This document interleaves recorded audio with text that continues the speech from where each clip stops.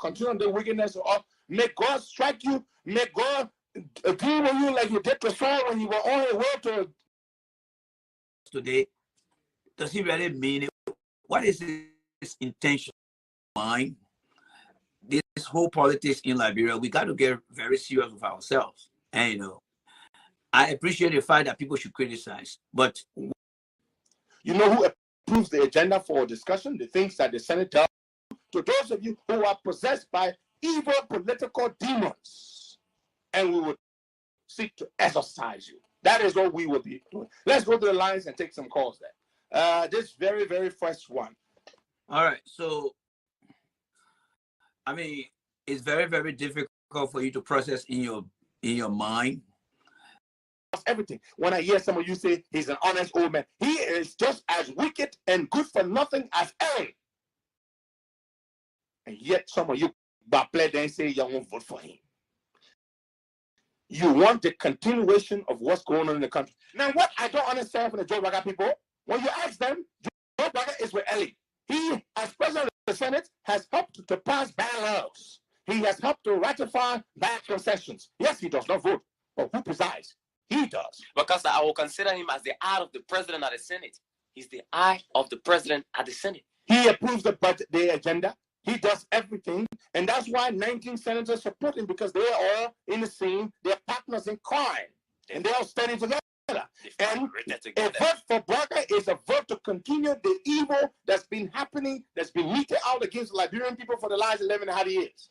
Do you know what it means? So with one signature from an evil 78-year-old woman, you basically put to risk the full security of the Liberian people. 65% of our protein comes from what? Fish.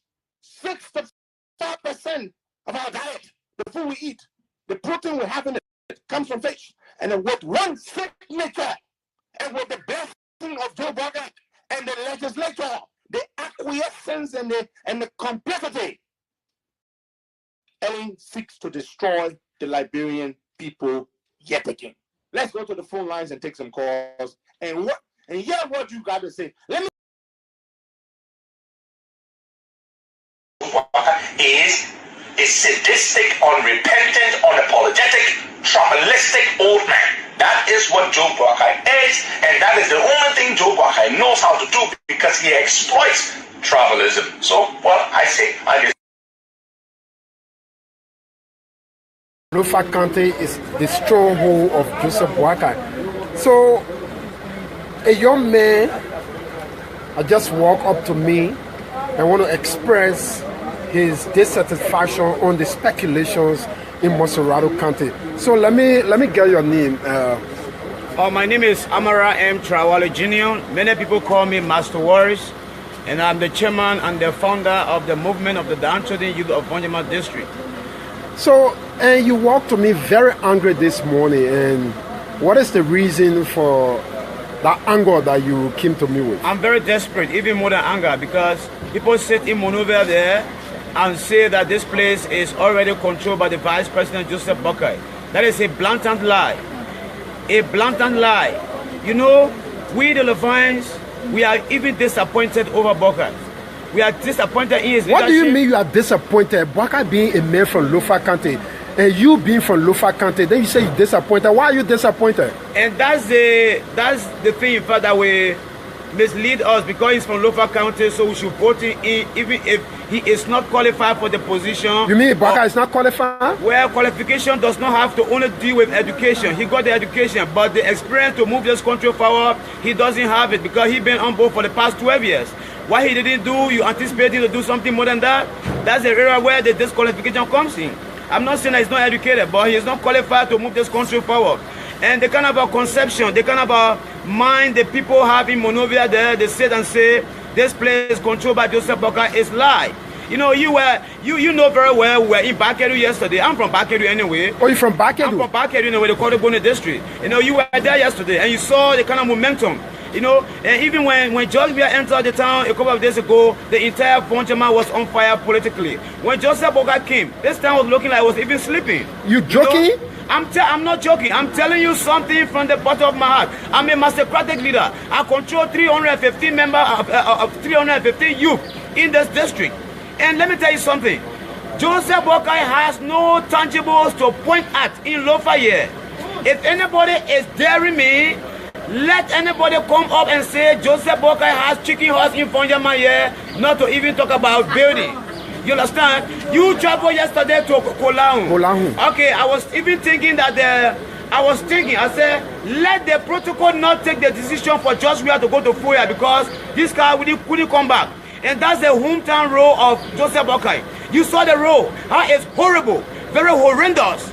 You understand? The road is bad to say the least. You understand? Charity begins at home.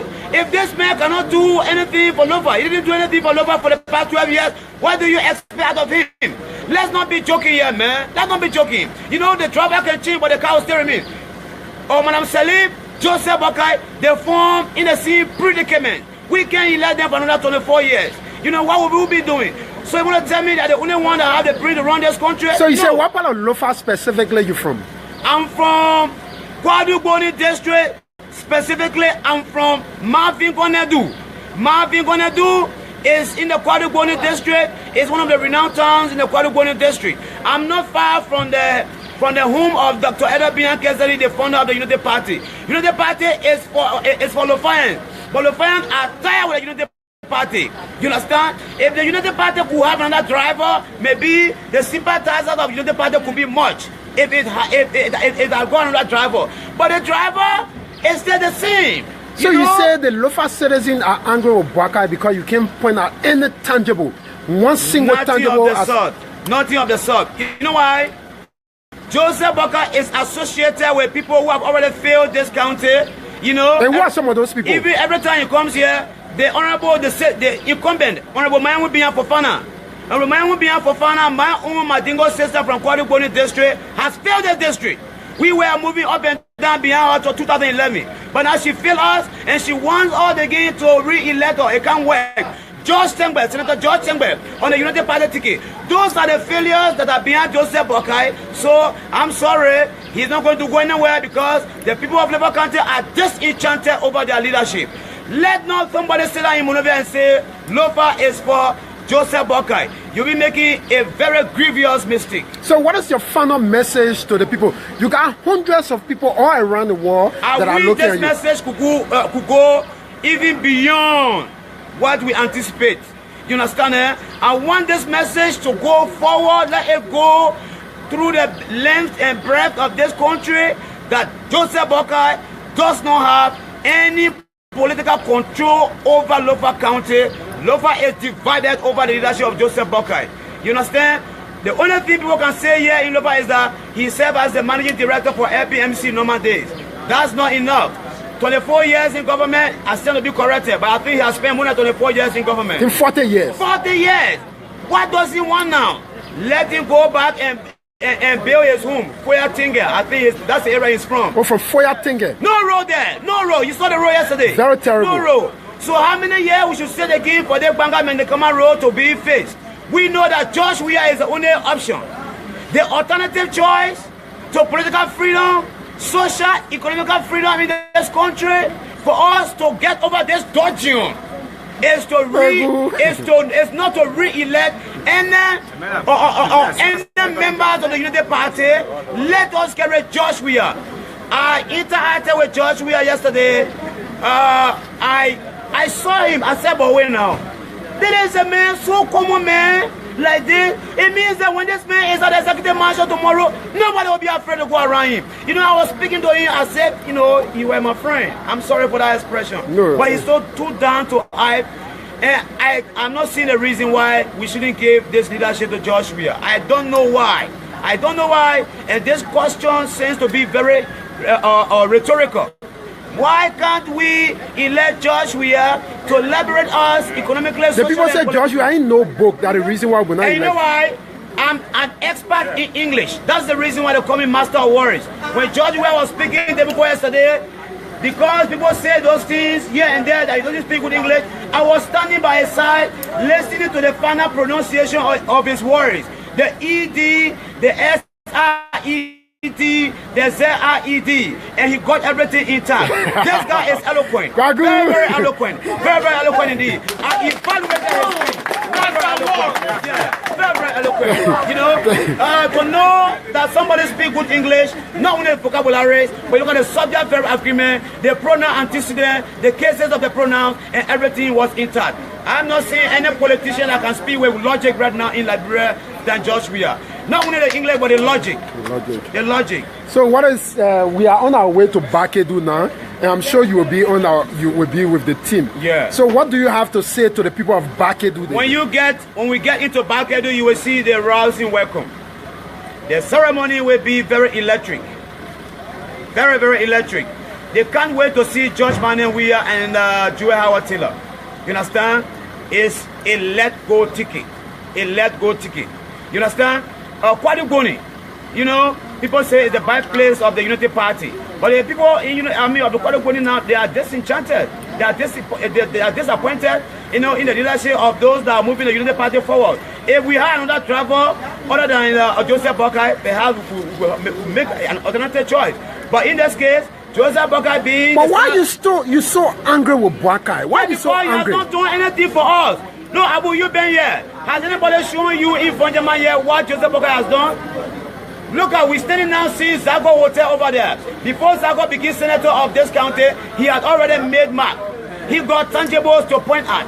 But Joseph Boakai has not got even the slightest chicken house. Wow. Yeah, of course. You know, because to build a chicken house is not difficult. Just for a chicken to sleep. He doesn't have it yet. I know many people will get angry with me over the statement I'm making, but it's the truth. And if you were to interview another person, a logical person, I'm not talking about a fool, because only a fool will support Joseph Boakai. But any logical person will tell you that Joseph Boakai is not a political material to move this country forward, and the people of Lopa have not resolved to carry him. Everybody is divided. You understand? I agree, he got some supporters here, but he does not have an absolute control over this county. So let the people in Monrovia hear that, let the whole world hear it. I wish this thing could be extended on the Facebook, but people even it's already on Facebook. It's already in the diaspora to even hear it. If you're hearing me now on the Facebook, everywhere, every part of the world, I'm telling you that Joseph Boakai is not a solution to Liberia's problem. It's not a solution. You understand? Yeah. Let us make an alternative choice. And that choice, brilliantly, is George Manneh Weah. We believe he can move us forward. He has done it in the past, he can do it now, and he can do it in the future.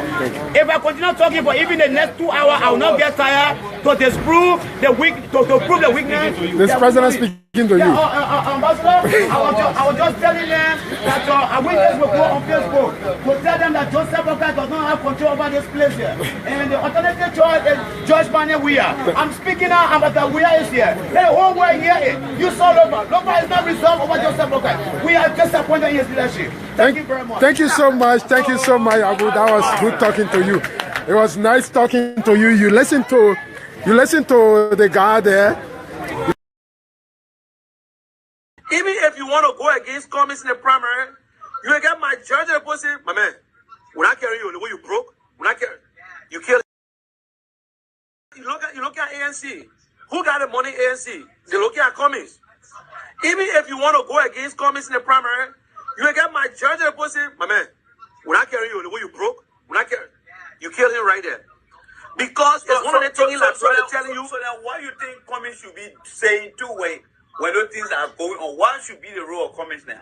Yes, Cummings need to let people to understand it's not the money. It's not about the money. If this man is better than me, carry him. But I'll tell you that not everybody can say it. Not everybody got that wisdom. Some people just put the look. Some people don't want to even settle for. I put something on the internet. I say, why Cummings cannot contest the senatorial position? Everybody got pissed off. And then I made a comment. I said, listen, working in a corporation and to control a government are two different things. It's not the same. Yep. Corporation, you want to do everything to make profit. You don't give a damn. When you pass the law, you pass the law. But in government, they got 3 branches.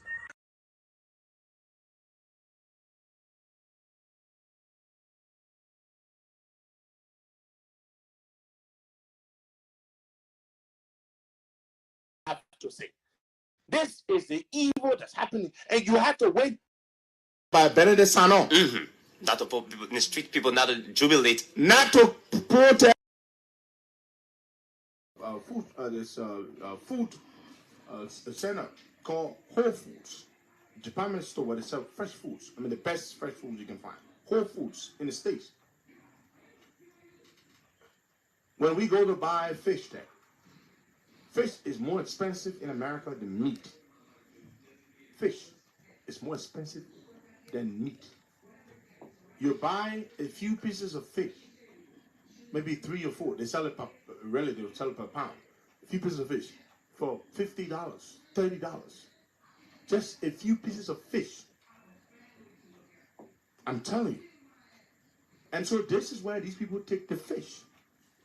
They're not going to bring the fish here because you can't afford to buy it. And Ellen is saying, take the fish abroad.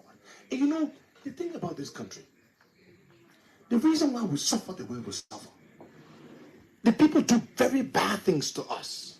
And some of you are not even bothered by it. It does not even bother you. You do not even get agitated about it. In fact, you are saying you still want the government to continue. The government that is destroying your lives, thousands and thousands of people are about to be affected by this executive order, which is illegal. I just told you, you cannot issue an executive order where there is an existing law. The legislature, if they had any spine, they would be repulsed, they would be offended, agitated over the president's flagrant abuse of the law. Now, this is not the first time the president has issued an executive order that is unconstitutional. What did she do during the elections? The 2014 May term or special senatorial election. What did she do? She issued that executive order. She said she was advised by Benedict Sanon. Not to put people in the street, people not to jubilate. Not to protest 30 days after the pronouncement of the election results in what? Montserrat County. And we all know that was very fishy. There was something, they had something clandestine up their sleeves. And what did she do? When they realized that Georgia made a threat, they went and they paid their own lawyer to go and file a writ of prohibition to the Supreme Court. And that, what did the Supreme Court do? The Supreme Court squashed the executive order. She told them to do that because she wanted to save face. She could not withdraw the executive order. And then later on, the government said it was ill-advised. You cannot issue an executive order where a law exists. And it is not the, some of you would say, what does he know? It is not the first time the president has issued an executive order that has no legal basis. This executive order is not only bad in the sense that it's a bad thing, it's illegal, it is wicked. It is an act of wickedness by the president. Thousands and thousands of Liberians will suffer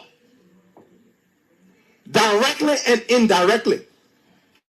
The fishermen, 11,000 of them. The women who buy the fish, about what, 22,000 of them? That's 33,000 people, right? And then, of course, the entire population that eats fish. We all are going to suffer. And yet, the senators that should be advocating for the Liberian people's interest, where are they? They're all with Joe Boakai. Jumping. 19 of them are with Joe Boakai. And they're saying, we want the continuation of this. What the president has given up, all of our resources, 66 bad concession agreements. Joe Boakai, as head of the Senate, the man who approves the agenda of the Senate. Now, folks, something you all need to know that you don't know. You know who's the head of the Liberian Senate? Joseph Yuma Boakai. You know who approves the agenda for discussion, the things that the Senate does? Joseph Boakai. He approves the Senate's agenda. Everything, all the bad concessions, all the bad government deals that they can do, that can go to the Senate for ratification. Who presides? Joe Boakai. Who approves the agenda? Joe Boakai. He does everything. When I hear some of you say he's an honest old man, he is just as wicked and good for nothing as Ellen. And yet some of you backplay and say you won't vote for him. You want the continuation of what's going on in the country. Now, what I don't understand from the Joe Boakai people, when you ask them, Joe Boakai is with Ellie. He, as president of the Senate, has helped to pass bad laws. He has helped to ratify bad concessions. Yes, he does not vote, but who presides? He does. Because I will consider him as the eye of the president at the Senate. He's the eye of the president at the Senate. He approves the budget, the agenda. He does everything, and that's why 19 senators support him, because they are all in the same, they're partners in crime. And they all study together. And a vote for Boakai is a vote to continue the evil that's been happening, that's been meted out against the Liberian people for the last 11.5 years. All right. A vote for Boakai is the continuation of the evil. Now, like I told you guys this morning, we are ready to release by faces what we have on everybody. And we use it as a teachable moment on our programs.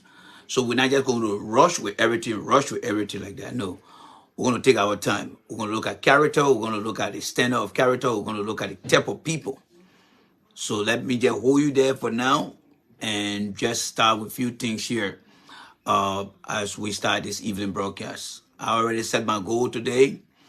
And if you are not here, I advise that you go and how they call it, you go and read what I said this morning, because we are serious for business. We want to make sure that people who pretending to be people who are good, they are not. Yes, they are not. So with few announcements to go, ladies and gentlemen, let me just put the message here. All right. We are hoping to start our broadcast next week into Liberia. All right. Yes, we are hoping to start our broadcast into Liberia next week. Everything that I'm doing here, I'm not getting any support from the government. So just so you guys know, I'm not getting any support from the government. I'm not getting any support from the opposition. Yes. I'm not getting any support from the government. I'm not getting any support from the opposition. I'm only doing things, and your support on here is the only support that I am getting. So this is the Cash App. That is the Cash App right there. That's my name there, J. Randy. So please, we need $175. That is the Cash App over there. So whatever you can contribute, please go ahead and contribute. We are not getting any money from the government. We're not getting any money from the opposition. But what we have here is a goal to help you, your family member back home, understand that some of these people who are coming to you pretending like they're supporting somebody, we got the video, we got audio, we got everything about them, and we'll be releasing it. So you are listening to a man who claimed to support Joseph Boakai. Things that he said about Joseph Boakai had not changed, because Joseph Boakai has said nothing to you in regards to what you heard previously and what you're about to hear now. Nothing has changed. Absolutely nothing. He's the same Joseph Boakai. He is in the same Unity Party. Nothing has changed. The only thing that's changing, that's the tone in the mouth that is changing. We criticize George Weah on this platform, but we see what Mr. Weah is doing in terms of providing information to the people of Liberia. We see the physical evidence. So by way of announcement, we have provided our Cash App. It's right there. It's pinned for you.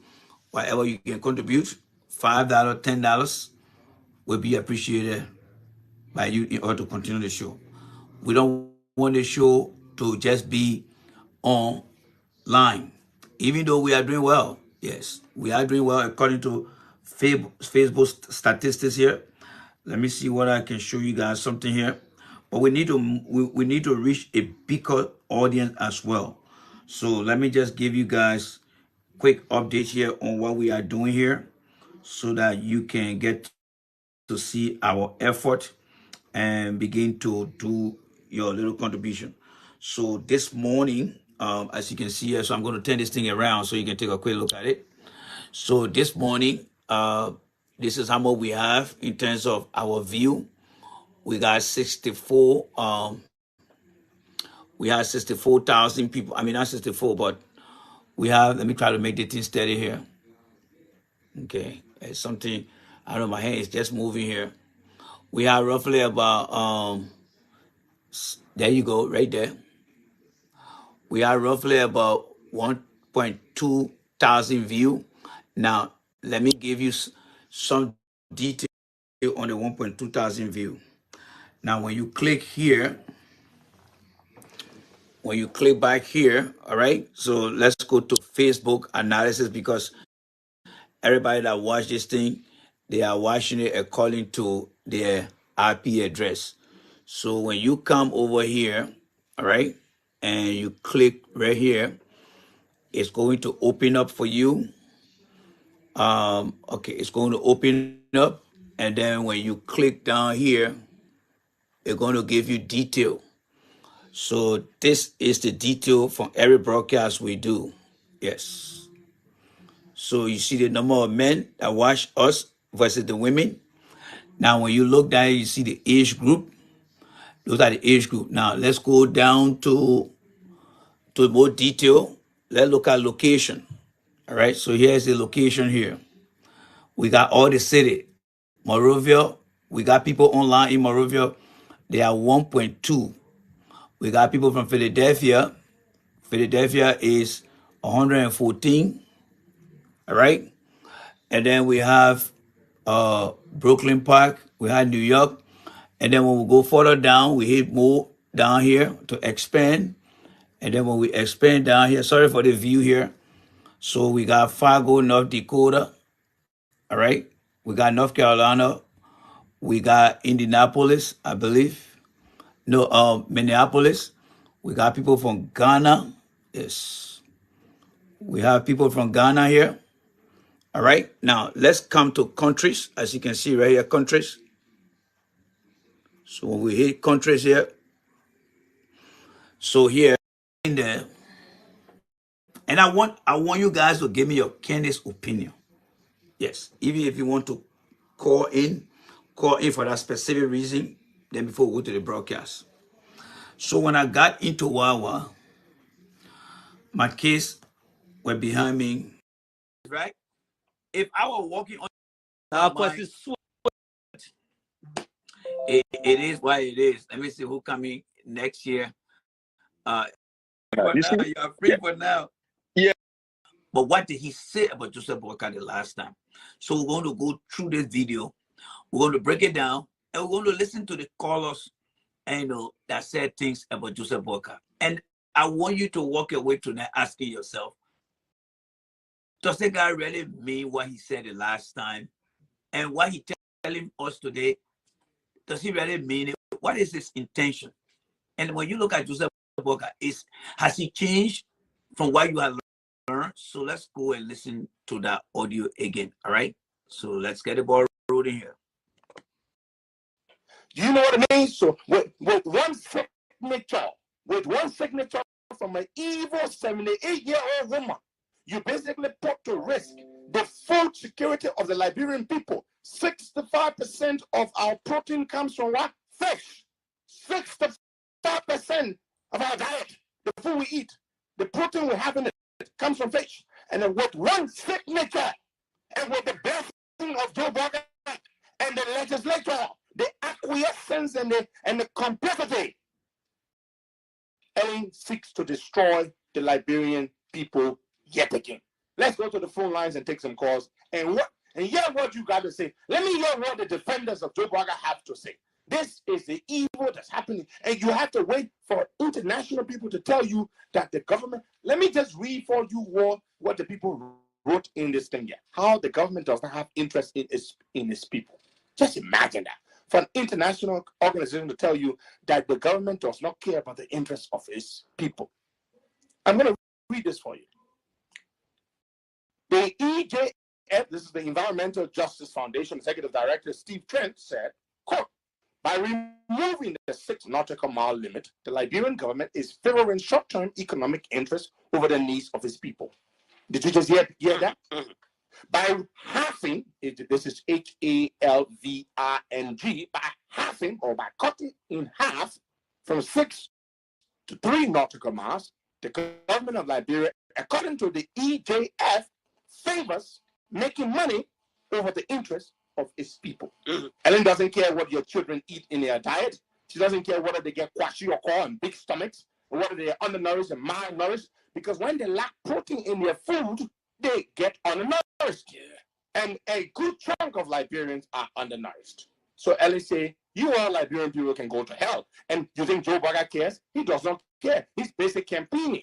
And he doesn't care about this because they all benefit. Because when James Colley, that cook, now when you go to the market to buy fish and you don't find fish at an affordable price, or you don't find fish at all, think of few people. Think of Ellen first, and then think of James Colley. James F. Colley at the LMA, he's the one, I'm told, who encouraged the president, because after he got approached by some of these industrial fishermen, these people with the large vessels, they offered them money, and they said, James Colley, you can make it happen. Push the old man, then she will take it from the Ministry of Agriculture and bring it to you so that you can be getting on the license, then you'll be eating your little thing. These buggers don't care. They are so wicked. The wickedness in this country is so much. And that is why you people suffer. And all of you who are supporting the people to continue the wickedness, may God strike you. May God deal with you like you did to Saul when you were on the way to Damascus. Yes. May He make you blind and then restore your sight. You know, He made him blind first, right? Yeah. God made him blind. God struck him with a bright light from the heavens. And when Saul collapsed to the ground and he awoke and he lost his sight, and when he he was a new man from Saul to Paul. May God strike you all and release you, and we will politically exorcise you. You know, there's something called exorcism. Exorcism is when you remove demons from people. You cast the demons aside. We will politically exorcise you, as Jesus Christ did to the demonic, to people who were possessed by demonic spirits. That is how we will do to those of you who are possessed by evil political demons, and we will seek to exorcise you. That is what we will be doing. Let's go to the lines and take some calls there. This very, very first one. All right. So, I mean, it's very, very difficult for you to process in your mind this whole politics in Liberia. We got to get very serious with ourselves. And, you know, I appreciate the fact that people should criticize. But when you see progress in the criticism, you need to come back and acknowledge the progress that is being made after the criticism. When you look at Joseph Boyka, everything that was said about Joseph Boyka, today there is no way of telling whether Joseph Boyka has done anything in regards to the criticism that you just listened to. The people who supported Joseph Boyka, according to this guy, they are backlit, and he has cursed them if they continue to support Joseph Boyka.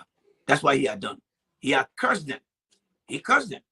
He wished evil against them. But these are the same people who coming by and giving the guy the glory. After the guy has said a lot of things. For example, Eddie took the fishery department from the Ministry of Agriculture and gave it out to a guy called James Colley. It was a good for nothing deal. Well, it was all true, right? But when you look on the bright side today, the current administration at that agency, honor the leadership of the Glasgow lady that we talked about this morning and the prior day. They are doing extremely well. But it's not under Joseph Boyka administration now, because Joseph Boyka don't have no administration. But the fact that he is saying that Joseph Boyka sat over there and collude with this woman to do things that affected the country and swear on many Liberians who supported that idea. Before we get back to the phone, let's go back again and play the thing here again. Let's go back again and play it for your own listening. All right, let's go back and play it so that you can hear it more. All right, so let's go back again and play it again, folks, so that you can listen to it here. All right, because I really want you to listen to it. So let's go back and let me play this again. I want you to pay attention to what was said and try to process that in your mind. Looking at the activities now and ask yourself, has things changed? Why is this statement from the guy is changing today than what it was today? Because there must be a measure in what you want to achieve. So let's go back to that. Act of wickedness by the president. Thousands and thousands of Liberians will suffer directly and indirectly. The fishermen, 11,000 of them. Mm-hmm. The women who buy the fish, about what, 22,000 of them? That's 33,000 people, right? Mm-hmm. And then, of course, the entire population that eats fish. We are going to suffer. And yet, the senators that should be advocating for the Liberian people's interests, where are they? They are all with Joe Boakai. Don't they? 19 of them are with Joe Boakai. And they're saying, we want the continuation of this. What the president has given up, all of our resources, 66 bad concession agreements. Joe Boakai, as head of the Senate, the man who approves the agenda of the Senate. Now, folks, something you all need to know that you don't know. You know who's the head of the Liberian Senate? Joseph Yuma Boakai. You know who approves the agenda for discussion, the things that the Senate does? Joseph Boakai. He approves the Senate's agenda. Everything, all the bad concessions, all the bad government deals that they can do, that can go to the Senate for ratification. Who presides? Joe Boakai. Who approves the agenda? Joe Boakai. He does everything. When I hear some of you say he's an honest old man, he is just as wicked and good for nothing as Ellen. And yet some of you play and say you won't vote for him. You want the continuation of what's going on in the country. Now, what I don't understand from the Joe Boakai people, when you ask them, Joe Boakai is with Ellie. He, as president of the Senate, has helped to pass bad laws. He has helped to ratify bad concessions. Yes, he does not vote. But who presides? He does. Because I will consider him as the eye of the president at the Senate. He's the eye of the president at the Senate. He approves the budget, the agenda. He does everything. And that's why 19 senators support him, because they are all in the same, they're partners in crime. And they're all standing together. And a vote for Boakai is a vote to continue the evil that's been happening, that's been meted out against the Liberian people for the last 11 and a half years. Do you know what it means? So with one signature from an evil 78-year-old woman, you basically put to risk the food security of the Liberian people. 65% of our protein comes from what? Fish. 65% of our diet, the food we eat, the protein we have in it comes from fish. And with one signature, and with the blessing of Joe Boakai and the legislature, the acquiescence and the complicity, Ellen seeks to destroy the Liberian people yet again. Let's go to the phone lines and take some calls. And hear what you got to say. Let me hear what the defenders of Joe Boakai have to say. This is the evil that's happening. And you have to wait for international people to tell you that the government. Let me just read for you what the people wrote in this thing here. How the government does not have interest in its people. Just imagine that. For an international organization to tell you that the government does not care about the interests of its people. I'm going to read this for you. The EJF, this is the Environmental Justice Foundation Executive Director Steve Trent, said, quote, by removing the 6 nautical mile limit, the Liberian government is favoring short-term economic interests over the needs of its people. Did you just hear that? Mm-hmm. By halving, this is HALVRNG, by halving or by cutting in half from 6 to 3 nautical miles, the government of Liberia, according to the EJF, favors making money over the interests of its people. Mm-hmm. Ellen doesn't care what your children eat in their diet. She doesn't care whether they get kwashiorkor and big stomachs, or whether they are undernourished and malnourished, because when they lack protein in their food, they get undernourished. Yeah. And a good chunk of Liberians are undernourished. So Ellen say, you all Liberian people can go to hell. And you think Joe Boakai cares? He does not care. He's basically campaigning. And he doesn't care about this because they all benefit. Because when James Colley, that cook, now when you go to the market to buy fish and you don't find fish at an affordable price, or you don't find fish at all, think of few people. Think of Ellen first, and then think of James Colley. James F. Colley at the LMA, he's the one, I'm told, who encouraged the president, because after he got approached by some of these industrial fishermen, these people with the large vessels, they offered them money, and they said, James Colley, you can make it happen. Push the Oman, then she will take it from the Ministry of Agriculture and bring it to you so that you can be getting all the license, then you'll be eating your little thing. These buggers don't care. They are so wicked. The wickedness in this country is so much. And that is why you people suffer. And all of you who are supporting the people to continue the wickedness of, may God strike you. May God dream on you like you did to Saul when you were on the way to Damascus. Yes. May he make you blind and then restore your sight. You know, he made him blind first, right? Yeah. God made him blind. God struck him with a bright light from the heavens. And when Saul collapsed to the ground and he awoke and he lost his sight, and when he regained it, he was a new man. From Saul to Paul. May God strike you all and release you, and we will politically exorcise you. You know, there's something called exorcism. Exorcism is when you remove demons from people. You cast the demons aside. We will politically exorcise you, as Jesus Christ did to the demonic, to people who were possessed by demonic spirits. That is how we will do to those of you who are possessed by evil political demons, and we will seek to exorcise you. That is what we will be doing. Let's go to the lines and take some calls there. This very, very first one. All right. So again, I just want you guys to understand that this coming election, there are so many things that are being put at risk right now. But what I want you to understand from my own perspective are just two things. One, the development that Mr. Weah is carrying out, you can physically see that. When you listen to the conversation that you just played, there was an issue of the fish deal or the fishery underneath that used to be underneath the Ministry of Agriculture was removed. And the gentleman you just listened to said that it was a very bad deal. Yes, it was a bad deal because the suffering of our people increased, the fishery industry went dead.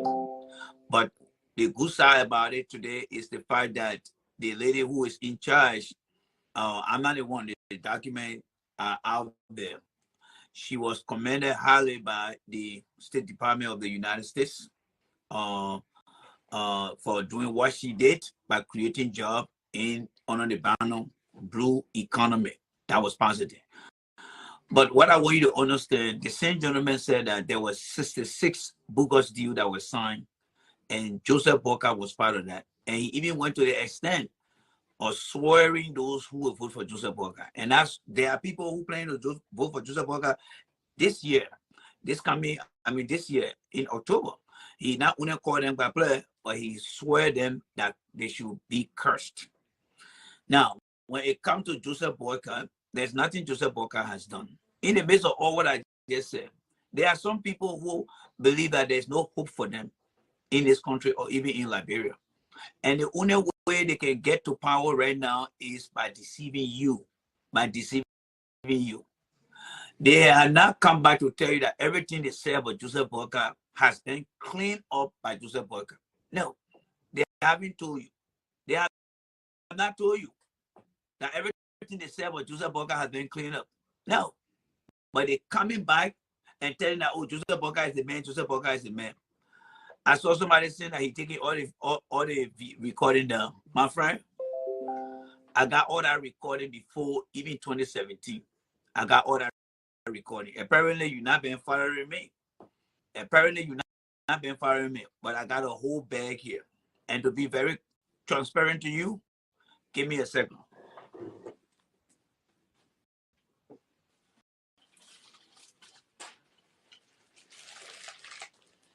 Now, the opposition supporters, the pro-government supporters, you always have to pay me.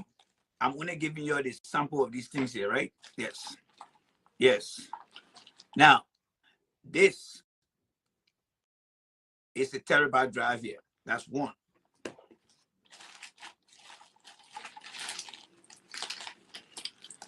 This is the one that I used from 2010. 1 terabyte, along with all my drive. So I don't need to go online to find any documentation. Everything has been captured. Everything has been captured. It's in my possession. And it's not only here. It's all over the place. Online. It's all over the place. So, but what I want you to understand, people are going to mislead our people. And I want you to understand that these people that are coming back and pretending that, oh, because many Liberians live in present memory, meaning that they don't know what happened, I want to remind you. Yes, I want to remind you. All right, I want to remind you. Somebody said this guy always taking, he always taking Bible, but not know he is. I don't know what the guy read. I think he meant to say talking. All right, so let me correct him here. He said, this guy always taking Bible, but nothing he know about the Bible. He talked about the 4 wise men and that. Costa is another dumb. I mean, I understand your point, brother. I understand your point. Yes, I understand your point. Yeah, I understand your point. But let us not focus on the Bible. Yes, let us not focus on the Bible. Or Patterson, let us not focus on the Bible. What I want you to do for me, Patterson, is to take this particular show, share it with your friends. No, Patterson not going to. Patterson is not going in the TV room, guys. No. Patterson is not going in the TV room. No, he's not going in the TV room. Got to read all Patterson comment first. Patterson will stay or he's not going in the TV room. David Patterson is not going in no TV room. Let me say, yeah, Patterson David is not going in the TV room. I just want to tell him that he stay away from because the man doesn't know the Bible. I just want Patterson to understand that this guy is not just a dumb, he's a crook. So Patterson, if I were you, I would reread that Sunday and say he is another crook. But when you say dumb, you're making him to look good. But he is a crook. Why? Because this guy said a lot of things about the Joseph Boakai man that he claiming to support today. But none of those things have been justified. None of those things have been verified. Now, there have been great changes in the life of the young people. Many of them will be voting for the first time. They were little when this guy was making all the accusations. You know when the video was played? Let me show you when the video came. When the image was played. Let me show you the time the image was played. Look right here, Patterson. Look right here. All right? Look right here. As you can see right here, let me bring the camera back here. That was May 23rd, 2017. That when that video was played. May 23rd, 2017. Yes. So many years have gone now. Yes. Many years have come and gone. So people have forgotten. So what I want to bring to your attention is the fact that the thing that he said, nothing has changed about Joseph Boakai. Joseph Boakai is the same. In fact, Joseph Boakai has gotten worse. But now he wants to come back and feel, he feel that because many of you guys will not go back, let us bring this thing back and ask him questions. Now, so let's go to the chorus. Yes, let's go to the chorus. I want you to understand the emotion of the chorus, how he has activated the chorus based on what they have seen, understand about Joseph Boakai. So let's go to the chorus now and see how they're going to respond to that message. All right. So get ready to listen to the chorus, folks. Get ready. You know, I'm trying to get a little bit to refamiliarize myself with the board here. Okay, so let's take this one. Good morning. Lower the volume. Lower the volume. My man, you want to? You think I can't be? You think you might Julia to be? Let's take another caller there. Good morning. Okay, bye-bye. I just cut off. By the time you raise my ear, I just call you off simple. You can be my man. I will cut you off. 086-218-004-0770-102-102. Those are the numbers to call and participate. Bring that closer to me, please. Trying to get Captain SWAT, huh? Okay. Okay. We you gotta bear us a little bit. We're having some trouble with the line. Okay, there. Captain SWAT, good morning. Good morning. This is Captain Margaret. I'm not the designer. I'm going to thank you, my brother. You know, let me tell you, the legislature of job you're going to do in the capital building, that the test job going to see whether you were able, and you see the test, you pass it, so you are qualified to be a representative, because if you can. All right, guys, so just so you know, I didn't want to let the cat out of the bag, but you just listen to Captain Michael J. Swah.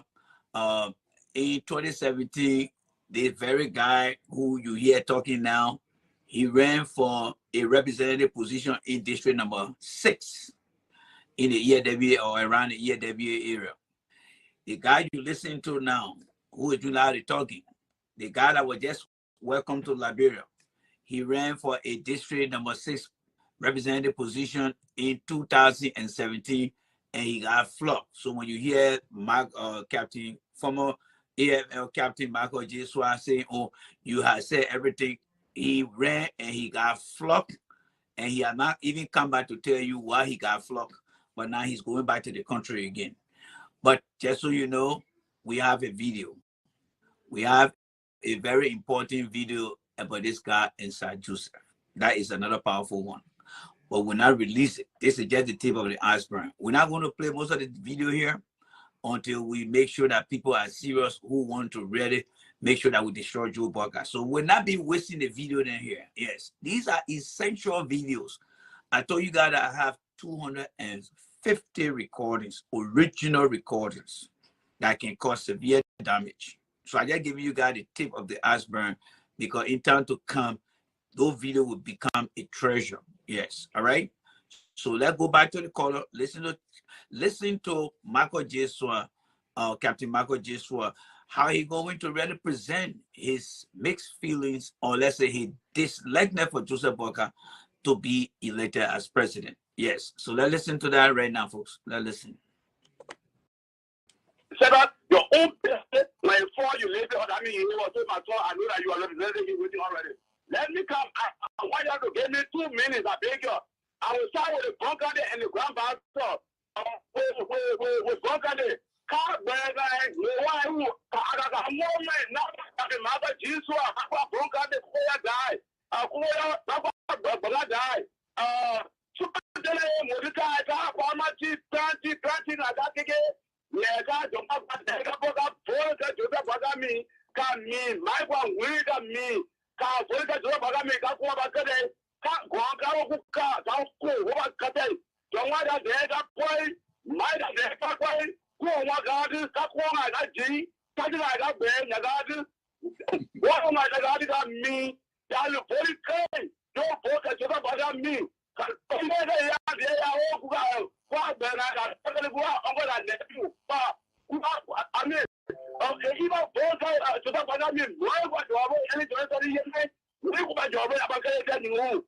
I go to the grandfather people of the morning. We have a okay, no Captain Mother Jesus, no when you can dance or party. Never Rocky, I said no money. Rocky, I'm a Basonio. Said, and yeah, I said Basonio because having a guy, best on. They picture again, they grandfather. Rocky, I'm one year. Better see that the supporter they join you, Rocky, before you do a present to the two you can present to me. God, we are then that problem, and so I go to the English bar. Yeah, let me talk about the Ecolon. Liberians, let me tell you, the money that Joseph Boakai using, that our money, that our taxes, where somebody never get to him, let me tell you, that's what I have to Joseph Boakai and to loot our country. I have to loot your country. When you want me to help, don't go happy, so that he can change our activity, so they can loot more for it. So some Liberians for Joseph Boakai and Brodsky, those are the people putting our country. And let me tell you, the relation leader, I am seeing things. Was the one relation leader. Why are you? I mean, you put a relation leader that has a Muslim community, a Christian community. Why are you portraying that? And let me tell you, this election, anybody play with it, our Captain Michael J. Swah, it will not be president. Usually, for peace. I will not take it for peace. Nobody should keep accepting. We want peace in this country. So, my election, if you want your legacy to be good and evil, for all to forget what are the bad you give up, forget what the election, still let our 3 fair transfer election. But anything against 3 fair transfer election, our Captain Swah is a brown probe with way what I will do. I will wait. That's all the world. Thank you. Captain Swah. So let's hold it there and try to dissect some of the things that Captain Michael J. Swah said. So this guy that you listen to that hosting the show, he was very honest in 2017 by telling the Liberian people the truth, even though he was supporting Benedict Urey. he did everything possible to bring to the attention of Liberians that Joseph Boakai has been part of the policy that destroyed that country. And he was right. He was absolutely right. Because those who campaigned for President Weah, and he did not campaign for Joe Boakai to begin with. He campaigned for Mr. Ure. So everything he said about Joe Boakai was emphatically true. So when the election went to the second round, guess what? The same Joe Boakai main story that he revealed that the Liberian people saw because they were in the country, and many of those that were out of the country saw, he still got behind Joseph Boakai to support Joseph Boakai. And in the end, the Liberian people said to him, thanks, but no thanks. We know this man. What you told us in the first round, we know it is true. There's no way that you can come back to convince us because it's all about your personal interest now, not about our interest. In the end, they rejected Joseph Boakai. And since that time, Joseph Boakai hasn't done anything different than what he is. And guess what again? The same guy is coming right back again in 2023. And he's trying to tell the same people again that Joseph Boakai is the man. The question here is, Joseph Boakai is the same Joseph Boakai from 2017. It's the same Joseph Boakai 2018, 19, 20, 21, and 2022. And right now, 2023. So there's nothing this guy going to tell you that's going to change anything. They are just mere hustler. Let's go back to additional call from the callers. Listen here. You see, Pele and Bassa. Pele people make up 20%. We're the largest tribe in the country. Fide, I'm sorry, you happen to be one of the smallest. The cool people. But Pele and Bassa make up, Pele is 20, Bassa is 16. So that's Captain Swat just spoke to 36% of the what? Of the population of the country. Yeah. Those who speak it now, not those of you who say Pele but can speak it. All right, let's go back to the lines and take more calls there. You're listening to the Costa Show. And again, as I told you, they will do nothing about this. Nothing will happen at all. Ellen's executive order will stand. They will make millions of dollars, and Liberians will be deprived of protein in a diet because the foreign vessels will take the fish and take it abroad. Morning. Morning, Costa. Good morning to you. Welcome, ma'am. I just told calling from here, David. Let's hear you, my sister. Yeah, concerning the fish. So that the wickedness, my area and their own they play with iron. Every day we go to the market for we are selling the roasted fish. They say no fish, no fish, no fish. For that reason, for the whole May more we haven't sell fish. No snapper, and at the snapper we can roast to sell to the people. People love snapper, my sister. Snapper, that rare snapper. Snapper we roasting every night. So every day we go to the market, the whole May no fish, no fish. Joseph Boakai there, oh my sister. Today I understand the whole thing. They carry the face abroad. All right, my sister, thank you. We will let the people know. The people will know of your wicked ways. My sister, when you go to the market, you don't see face. James Colley, that man who the maritime boss, that they're the one, they're selling the licenses to the people to make the money, so to keep it for themselves while using that fish to sell. You see that woman? She can just roast fish. That are roasting fish, she depending on to support her family, support herself. She go to the market now, she get it ain't even start yet. Because when the people really start holding the fish, You can't even see. but the people were already taking the fish. Yeah. Before the executive order. The people had already been coming, fishermen been complaining a long time. We went to King Grade. You know, King Grade there, they got a fishing what the thing is place there. The people been complaining long time that the foreign vessels been coming in, they want in our place to take the fish. So they think Ellen doing that, they're just making it official now, but the people have been fishing a long time. You think they care about you? The wickedness the woman got in her heart, I don't know. I don't know what we did to her. Let's take another call here. Good morning. So that's what it is. So today, when you look at the fishery industry today, right?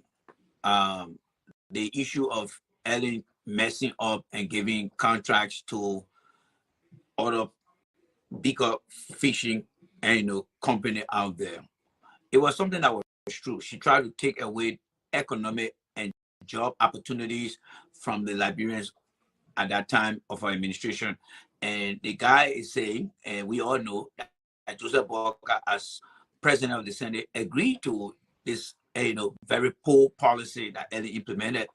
And it actually hurt the fishery industry. But today, when you look at what Mr.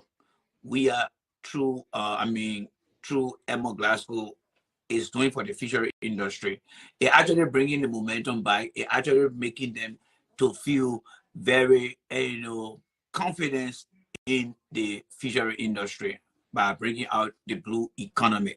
So that means that whatever Joseph Boakai took down, this lady is doing extremely well. And don't take my word for it, folks. Just go and browse on Google, tap in the Liberia fishery industry. You will see the number of praises that woman received, not just from local Liberians, but for international partners.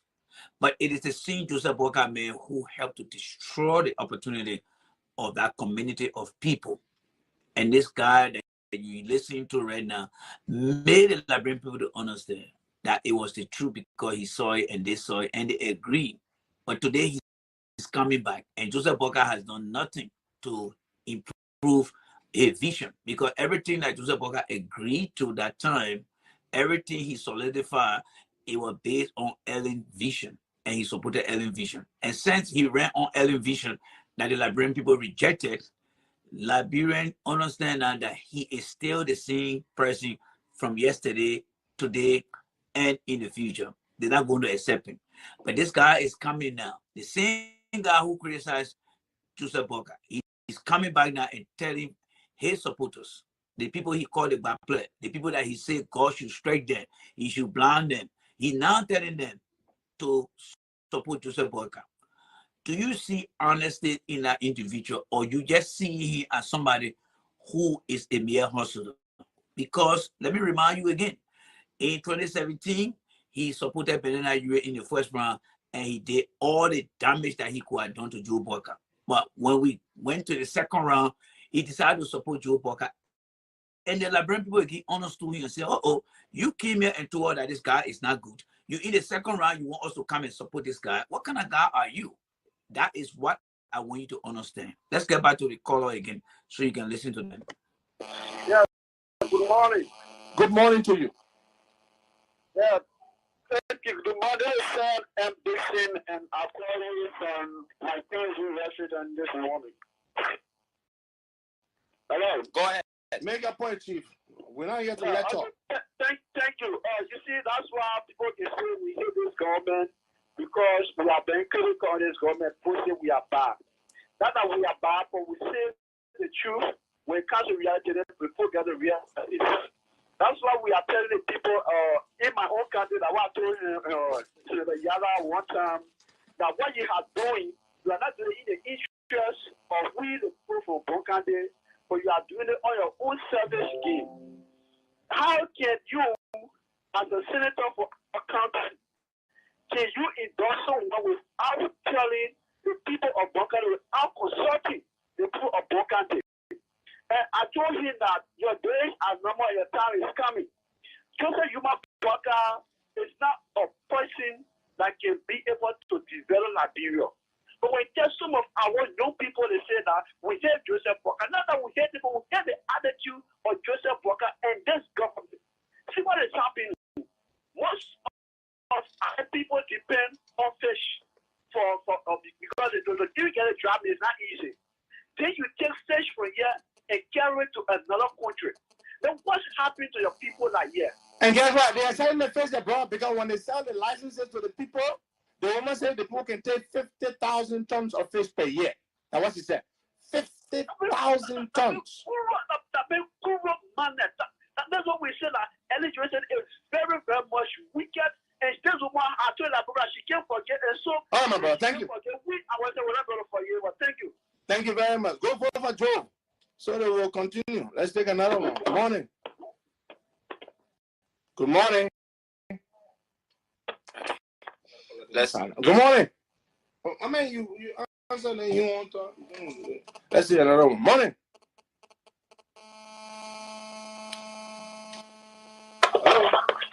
Hello. Yeah, good morning. Good morning, everybody. Morning to you. Morning. All right. Thank you very much. My name is Timothy Zono, and I'm calling from District 15. Let's hear you, man. Thank you very much. I am a bona fide member of the Unity Party of this District 15. We all suffer for this party. But my problem there now, Joseph Walker, I was saying up there. We continue to tell people that Joseph is not different for Ellie. If he does not support this decision, why is it that he cannot come up now if he really believes that it's in the interest of the Liberian people? Why he cannot come up now and people with Ellie right now? Exactly. You know, we continue to say that the people, they are the thing, and we even have problems of why our own party should be giving a second term. So this is the test for Joseph Walker. If you know that you're not supporting this thing, come up now and speak. That's what I'm saying. Thank you, my brother. You are very objective. Hands off to. So you listen to Nadis just left the phone, the caller that just left the phone. But you listen to the previous caller before this caller that just left the phone. You heard him saying that Joseph Boyka is no different from Ellen Johnson Sirleaf. And the guy who is hosting that show too just confirmed that if you vote for Joseph Boyka, you are essentially voting for the same bad policy and the same this. And there are multiple video and audio that we have to substantiate what I'm saying here. And don't put me to the challenge. I have all those things. But let's focus on what we are discussing now and then analyze the message. He just said, let you go out there and vote for Joseph Boyka. You'll be voting for the same thing that he agreed with Ellen. So he's basically telling you that Joseph Boyka got no vision. And then to tap that to the next level, what happened next? The caller that just left the line, he admitted of being a Unity Party supporter. And he challenged Joseph Boyka to differ with Ellen on that policy. That was a very objective comment he made.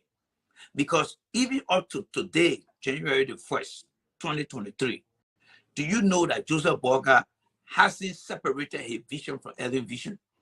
Do you know that Joseph Boyka had not come out to tell you, say, here is Ellen's economic plan. This is mine. Look at the differences between the two and see what Ellen did that destroyed my image and see what I have. None of those things have been done. Whether it is infrastructure, national policy, through a vision, nothing. Or you see Joseph Boyka passing a riot called arrest. Arrest can be any damn thing. Go and just list that acronym into Google, arrest. It will give you different meaning for it. Because it is just some type of slogan that he is using. That's all. It is some kind of slogan that Joseph Boyka is using.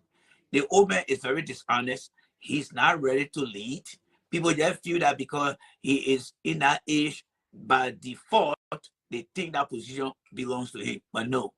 Joseph Boyka, you hear him from the caller, he's not ready, he's not competent, and he's not fit to change anything. And we will make sure that you guys understand that on the platform. We will repeat this thing every time we get on any platform for you guys to understand. All I ask you guys this year is to share the video in Liberia. Anywhere you find Liberian, share with them. Let them get to know that people who are supporting Joseph Boyka, they are only doing so for their own personal interest. Let's go back again. Let's go back. I have a lot of respect for you. Thank you. Let's take another one here. Morning. Good morning, my brother. Good morning.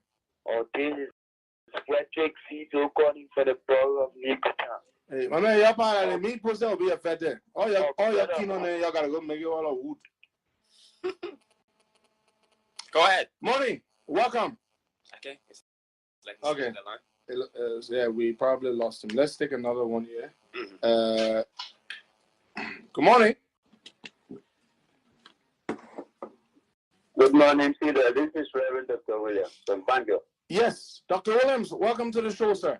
Yeah, thank you very much. Yeah, you know, it's really very appalling to me the way our government is operating. Because there was a research done last year and by some international maritime researchers. And they found out that this West African maritime basin is really infested with very highly commercialized fisheries, like lobsters, shrimp, you know, and you can name them. They are infested. Even the marine resources that are here, if they are managed properly, you find out that one of our major revenue base will be the marine resources that we have. But they just gather this money and they use it like as a pool of plunder, where all of them just come and then they take what they want, put them in their pockets. You know, it's very appalling. I really don't know. I think it's only that the elections are forthcoming now. But people need to be proactive to be able to demand and agitate for these things. True. Because it's very scandalous for government to be behaving like this. There's so much resource around, and then you are just plundering everything. It's like you want to plunder everything before you move from the scenery. And it's too bad. It's too bad. It is, Doctor. It is, Doctor. Thank you. Thank you very much, Dr. Williams there from Banjo. Now, according to the Global Food Hunger Index, now, for those of you who do not understand what that means, is that this is an index. This is like a chart that basically looks at the number of people who are hungry and all that kind of stuff. And according to them, 31.9% of Liberia's population is undernourished. Now, what does that mean by being undernourished? Undernourished means you are not receiving the amount of required or minimum balanced diet. You don't have a balanced diet. You're not having enough protein. You don't have enough vitamins. You're not having enough of them, and so you are undernourished. So 31% of Liberians are undernourished, and 16% of Liberians or families in this country, now families, not individuals, families, 16% of families, now these families would comprise an average of 3 persons per family. 16% of Liberian families are considered as food insecure. They don't have enough food. And then, of course, 83% of the people living on less than $1.25 a day. This makes us the 5th poorest country in the world out of 193 countries in the world. And so we have a serious trouble. Now, fish, as you all know, provides us with something very important, protein for us. And they're taking the fish away. And so my sister who called and said she roasts fish and she can't find the snapper, is because the people are taking it abroad. Good morning. Good morning. Yeah, my name is Lawrence Pico. I'm calling from Seattle. Let's hear you, Lawrence. Yeah, Costa, you know, I used to say my God strategy is quite so. Me, I want my God strategy is so. I mean, you know, for 19 senators to go and endorse somebody, then one person for it. Yeah. I just ask myself when posting and talking to Joe Boca has a little do. Because I want asking a question then. On the 30 center the voting is time. Who can vote? Joe Boca can vote. When there's a tie, he votes. Thank you. Then when you were saying, I have no voice. Why they put the who get one of educated fools in this country? You see, Joe Boca will get up what he did in Washington on BBC. He said that when it comes to the board of the president, he said all of them participated to do what he's going to do. Without the council of the government, he said he can't do nothing. So I'm thinking Manasterians now, no of United Party again, no more again. Like it did for one now. So just imagine, Costa will come and drive it. Even the moment when you see the time moment, but when you get moment, you know what a mirror moment? That the writing face is a mirror moment. The writing face, yeah, the Pojo, Baple, Pojo. You know what Pojo price, none of what Baple. Pojo, iron jacket. My man, they shot for everyone on the phone, none of my man. What kind of wicked also? But I promise them, I know what in every in that people. They how that a party that they want support in the country that for pass about the broke. They want to be broke when a chair all right. Thank you for my man. All right, my brother. Thank you. Thank you very much. And you see some young people on Facebook who they campaigning for Joe Walker. I saw a picture of some of them the last time. I won't call their names because I don't want to make it look like I'm and they were all at this local hotel and they had gone there. They met with Joe Walker and they all work in. They share one thing in common. They are all government employees. Some of them are assistant ministers. Some are deputy ministers. Some are directors. Some they all work for the government. They make they make very good money. They live much better lives than most people in the country. And all they care about is Joe Walker to be elected so that they can keep their jobs or they can get elevated. So there you have it, there, folks. That's one important thing I want to bring to your attention. You hear what the man just said, right? There are people in the government that only want to support Joe Walker to keep their job because they make good money. This whole people on different platforms talking in favor of Joe Walker, they are only doing this thing because they want to get back in government to fill their pockets up. And that's why on the platform here, we always say this. We're not looking for a job. Take the video to President Weah. I'm not looking for a job from President Weah. Take the video to Good for Nothing Commies. I'm not going to support commies because I'm looking for a job. Walker, you can forget it. He will be the last person I will ever campaign for in my life. So this platform will bring to light everyone what they are doing good, what they are doing bad.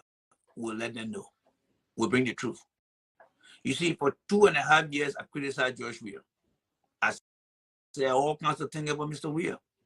But now, as Mr. Weah continues to improve, coming out, giving deliverable, providing information, and we follow the information and bring them to you and say, yes, the information is true. We are not like the other guy that's supporting Walker comments. Then, when the president returned from abroad last month, he provided what he got and he made that announcement. Nobody from the opposition even want to follow up to say, you know what, we fact check the information. It's nothing but true. Because you know what, the opposition, when they see the truth, they don't want to bring it to their people. That's the dishonest behavior of them. So these guys you see behind Joseph Walker, you heard the man, right? They are only doing so because they want to get back to their old position to start to fill their pocket up again. And they are not in the interest of the Liberian people. This conversation is mostly about the fishery industry. Everyone come, but today I don't hear the fishery industry under Madagascar encountering what we heard before. I don't hear them because under the administration, things seems to be improving compared to what the guy was saying to people. So you supporting these guys that behind Joseph Walker comments, you are only going to be promoting people who are broke their check or right. They got nothing to offer you, neither your children. Somebody asked me, who are you going to recommend here? My friend that asked me that question, you got 2 football teams playing, Real Madrid versus Barcelona. We need a referee in that game. In Liberia, we got Liberia, Real Madrid. We got Barcelona, Liberia, Barcelona. There's no referee. I am coming out to be the referee in the game. Not because I'm talking here, it means that I'm going to take a side. No, I'm only here to referee this game to tell you the truth. And that is why it is important that you be on the platform. Because in Liberia, you either for or you against. I'm not in that society. I did it to Mr. Weah, opposition was cheering for me. I'm not looking at the president, good thing he's doing. I'm not commending what he's doing because that is something that I said. So by me criticizing the good for nothing opposition, it doesn't mean that I'm in the corner of Mr. Weah. No, I am the referee on the field. Maybe next time when I come, I need to have my whistle. PP, and the only way to believe it. All right. So let's go back to the color again and let's get to hear the color here. You're looking at Joseph Boakai, a very good for nothing old man. He has no plan. He's not honest. He's very, very dishonest. He got no vision. He just goes around, sit and does nothing. When he's in the home, he is bad, great. There's nothing he does. Let me progress here, folks. We are pressed with time. Listen again to the callers again, folks. All they care about. To hell with the rest of the people in the country. They don't care. When you see these boys and these girls on Facebook all campaigning for Joe Boakai, and they all don't care. Now, we are talking about face, and some of them are on Facebook saying, well, we don't care. You're misunderstanding it. James Colley, that cook, he's the one you want to put in charge to regulate fishing in this country, to issue licenses to foreign vessels. Do you know what you're talking about? Do you know what you're talking about?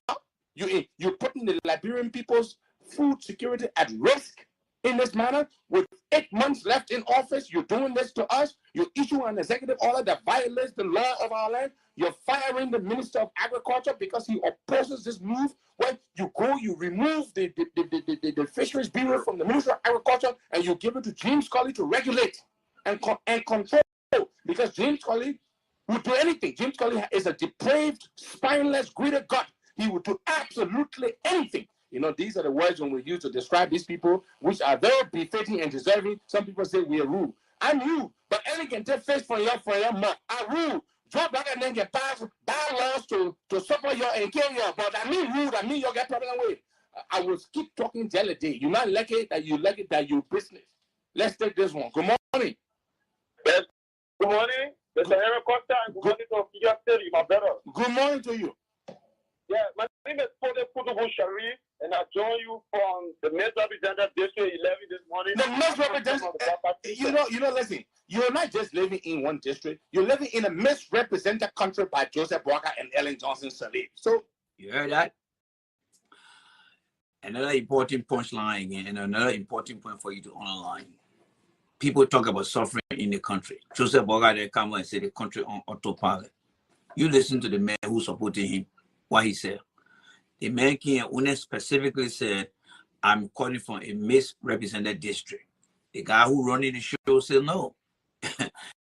It's not just your place. It's the entire country under Joe Boakai and Ellen. Was he wrong? You were absolutely right. The entire country was misrepresented.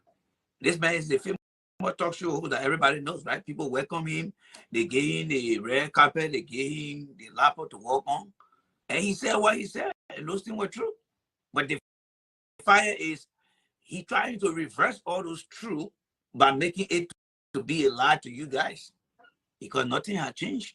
Joe Boakai is the same Joe Boakai. The only difference is his age, but he's the guy that has not changed nothing, and he will not change anything.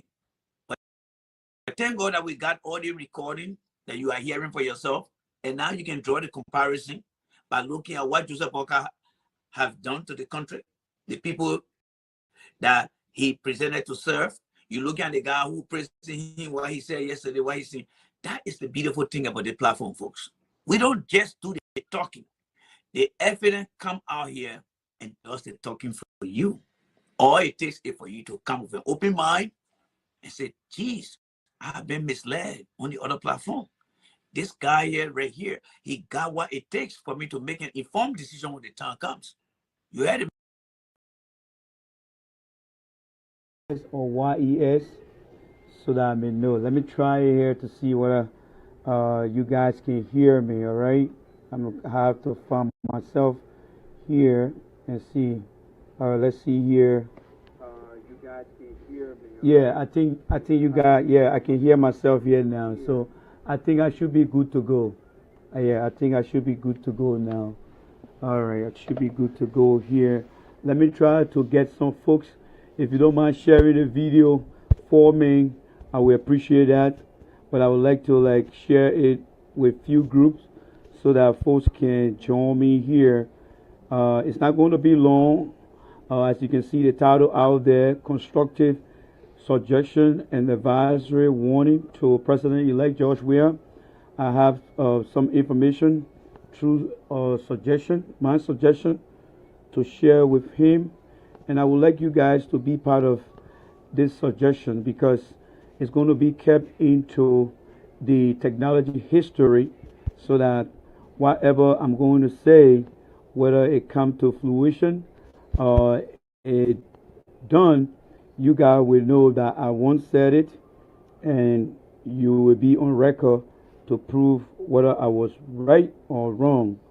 So let me do something quickly here to the last group here, and then be able to start the whole thing, the ball rolling here. Okay, so I think I'm good to go.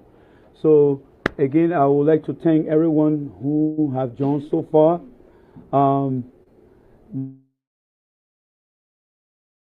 My coming here is something special today. Usually it would be Tunis and myself on the CDC Our USA show, but today I decided to come solo because I have a personal message for President-elect Senator George Weah, not as a citizen, but this time around as a professional. You know, let me thank all citizens and all meaningful Liberians for supporting our peace process in our country. It showed to the world that we are making progress in the direction of becoming one of the successful democratic republics on the continent and in the world. You know, when I saw what Mr. Borg did yesterday, I was very amazed. Tears came down my eyes because that was almost like in the United States where the loser will send a concede message to the winner. Having said that, guys, I want to also thank all the citizens for standing very strong behind Ambassador Weah, now President-elect Weah, for the past 12 years. I mean, you guys are proving to be very strong in everything that you plan to do. And looking at Senator President-elect Senator George Weah to lead us in the direction we want to be. But here's what I have to say. I know you guys want to join me, but please just give me 10 to 15 minutes. I would like to say a few things so that we can have this conversation, please, because it's very important. I want you to get this point so that we can have this conversation. It's very, very important. So please just give me 10 to 15 minutes. Now, here is what I want to say to President-elect George Weah. Our people of Liberia overwhelmingly elected you as president. Now you are president-elect.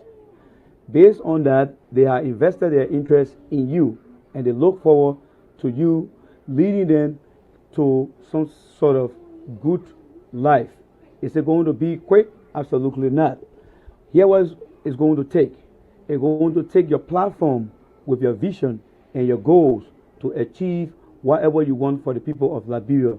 That said, President-elect, you are not president for Madam Salif. You are not president for the coalition. You are not president for me, Randy. You are not president for Dave Kaye on here. You are not president for my brother Armstrong. You are not president for Sai Bangura.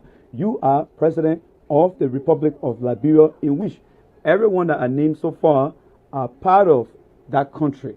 You now represent everyone within our country. What I think you need to start to look at first is the issue of reconciling the country. That should be the first step, and that should be done simultaneously. Second issue here is when it comes to how you place people in government. This is where my 4 suggestions are going to start. Suggestion number 1. I have 4 suggestions. So guys, I want you guys to listen to that. I have 4 suggestions. Suggestion number 1. I saw a lot of folks who came from other political parties to join you in our effort. I appreciate that. That's what I call partnership. The partnership with you in order to have you elected. Kudos to them. But the people of Liberia, in and outside the country, know the work ethics, know the scorecards of Mr. Eric Starter, Mr. Boyson Finley, Mr. Gregory McIntosh, Mr. Winston Tappet, Mr. Professor Sonic. The people of Liberia know their scorecards. So suggestion number 1, I would suggest to you that those gentlemen I just named, they should be on your advisory board. They should serve as an advisor to you. The reason they should be in that role is because the people of Liberia have seen what they have done. They have what I would describe as their scorecard. They know their capabilities. So suggestion number one is to put those guys on your advisory board. Suggestion number two, when it comes to your cabinet and your directors, I want you to have that open vision, because right now there are a lot of people who have surrounded themselves around you, preventing other people from getting closer to you. That is not healthy. What is healthy is for you to have that portal between Liberian in the diaspora and local Liberian, because that will give you the opportunity to flex your understanding of how things should be done. Because why? Almost everyone in Liberia, you Ambassador, we know what their work ethics are, what are their performances. You know it all. Nevertheless, you can still bring them on board.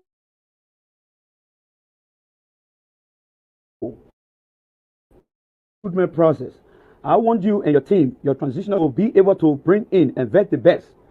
Suggestion A, on suggestion 2, whoever you're going to select as your minister for any ministry, let that person doing your interaction with them or your team be able to come up with a 3 years vision plan for that ministry. 3 year vision plan for that ministry. The reason for doing that is to effect changes. That also goes to your directors. Whoever you're going to appoint as a director should also be able to come up with a 3 year plan to effect that agency performance. Why am I saying this? I'm saying this because I'm an analyst. President Johnson's study became a massive failure, which caused Bokar to lose this election because he had no record that Eddie Johnson study was able to establish for the past 12 years, and it failed. And the reason for that is people handpicked people, whether it was in Liberia, whether it was abroad, and took them to President Johnson's study. And all she did was to take them and put them in position without even asking them for their credentials. Now, still speaking about that credential, Mr. Eugene Fagon, if you don't know Randy, you're going to know me. I admire everything you did to Mr. Bokar. I'm a citizen, you're a citizen. Having mentioned what I think Ambassador Weah should do for whoever he's going to put in the cabinet position or in the director position, whoever will be chosen for every ministry, Mr. Fagon, you and I have to make sure that we present that person education, we present that person work experience to show to the Liberian people that that person is indeed was vetted and we have seen what that person is made of. If you cannot do it, I will do it. Because you know why? The failure in the past has been government officials from the president have failed to vet people. They only took people who they had close association with and they put them in position. That is why you saw President Sirleaf just keep reshuffling, because she didn't have that vision to determine what she really wanted to get out of her platform. Ambassador Weah has used his platform to tell the people of Liberia that he will bring about change. So as member of the CDC team, before we take the cow to the waterside, I want to make sure that it's a healthy cow. What do I mean by that? Before President-elect George Weah take office, I want to make sure that I be on record to tell him what I'm telling you now, because I predicted that Mr. Trump was going to win this election because Hillary Clinton baggage she had. He did win the election. I predicted in March that Ambassador Weah was going to win this election because Ellen Johnson said he had failed to execute what she should have done.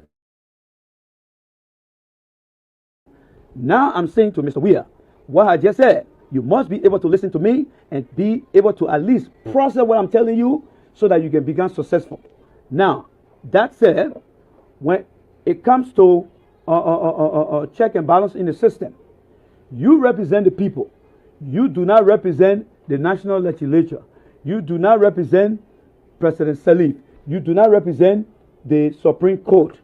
You represent the people of Liberia. That's it. I want you in your term of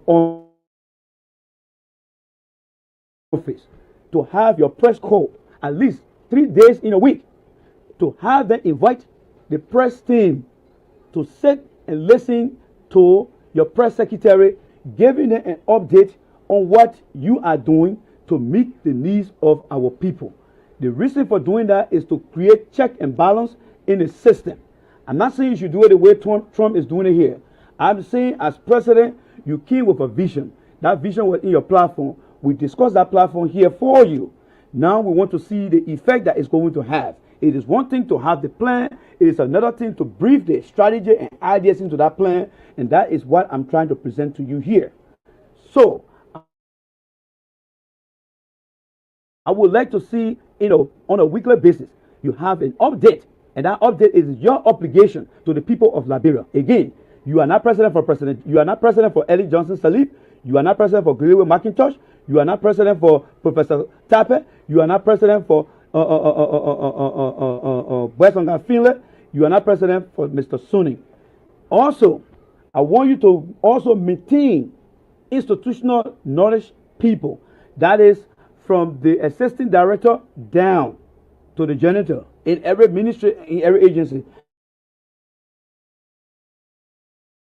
That's what we call institutional knowledge. These people understand how the agency works. They understand how the ministry works. Those are the institutional knowledge of people. Those are the people you have to maintain. Now, when it comes to performance, I will also want you to have a council that will monitor all the performances of your ministers, your directors. The reason for doing that is to determine whether your goal is being achieved. Because when it comes the following year for you to give your State of the Nation address, each ministry should be able to outline to you what they have achieved from that goal they gave you, what are the challenges, and how are they going to solve this problem. During your inaugural speech also, Mr. President-elect, I don't want you to say, I promise to do this. No. So many leaders have promised and they have not been able to deliver. I want you to talk about solutions as to how you're going to find ways to improve the living standard of our people. Be able to say that in your speech. Do not say, I'm going to promise you, because history has shown that a lot of promises haven't been realized because people promise, but they don't plan before they promise. So please, I'm saying this because I was on my show with Tunis. We defended you, and this is the time now that I got to provide these constructive suggestions and warning to you. Failure to follow this instruction, Mr. President, you're going to go right back into the sea swamp, and the people are going to start criticizing you.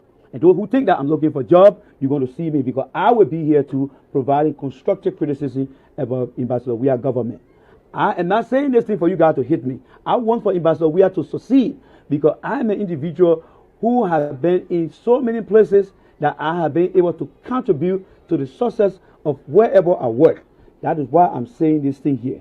Now, when your ministers are confirmed and are given the opportunity to serve you within the first 60 days, they should be able to come up with that 3-year vision plan they gave you. They should be able to come up with a SMART goal strategy that will tell you how they want to achieve those things. Take, for example, if you take somebody for the Ministry of Agriculture. Right now, we are importing pepper, all kind of crap that we can use on our soil. Liberia is not on the ocean where we don't have land. We have a vast land. So let the Minister of Agriculture, in his plan, be able to tell you how can he or she increase rice production, how can he or she increase like soybeans, corn, how can we turn those things into process in order to create production in our country. Because any country that continues to export raw material, it is not going to increase economic growth. So let them be able to do these things. Secondly, I was very disappointed in Madam Sirleaf when she took the Ministry of Planning and Economic Affairs and put that underneath the Ministry of Finance. That was wrong. Here's why. The Ministry of Planning is to project the economic strength of our country in terms of our resources. It's also responsible to determine the exponential growth of our population. That ministry should be a stand-alone ministry. They are also responsible to carry on planning in the rural areas that involve all the other ministries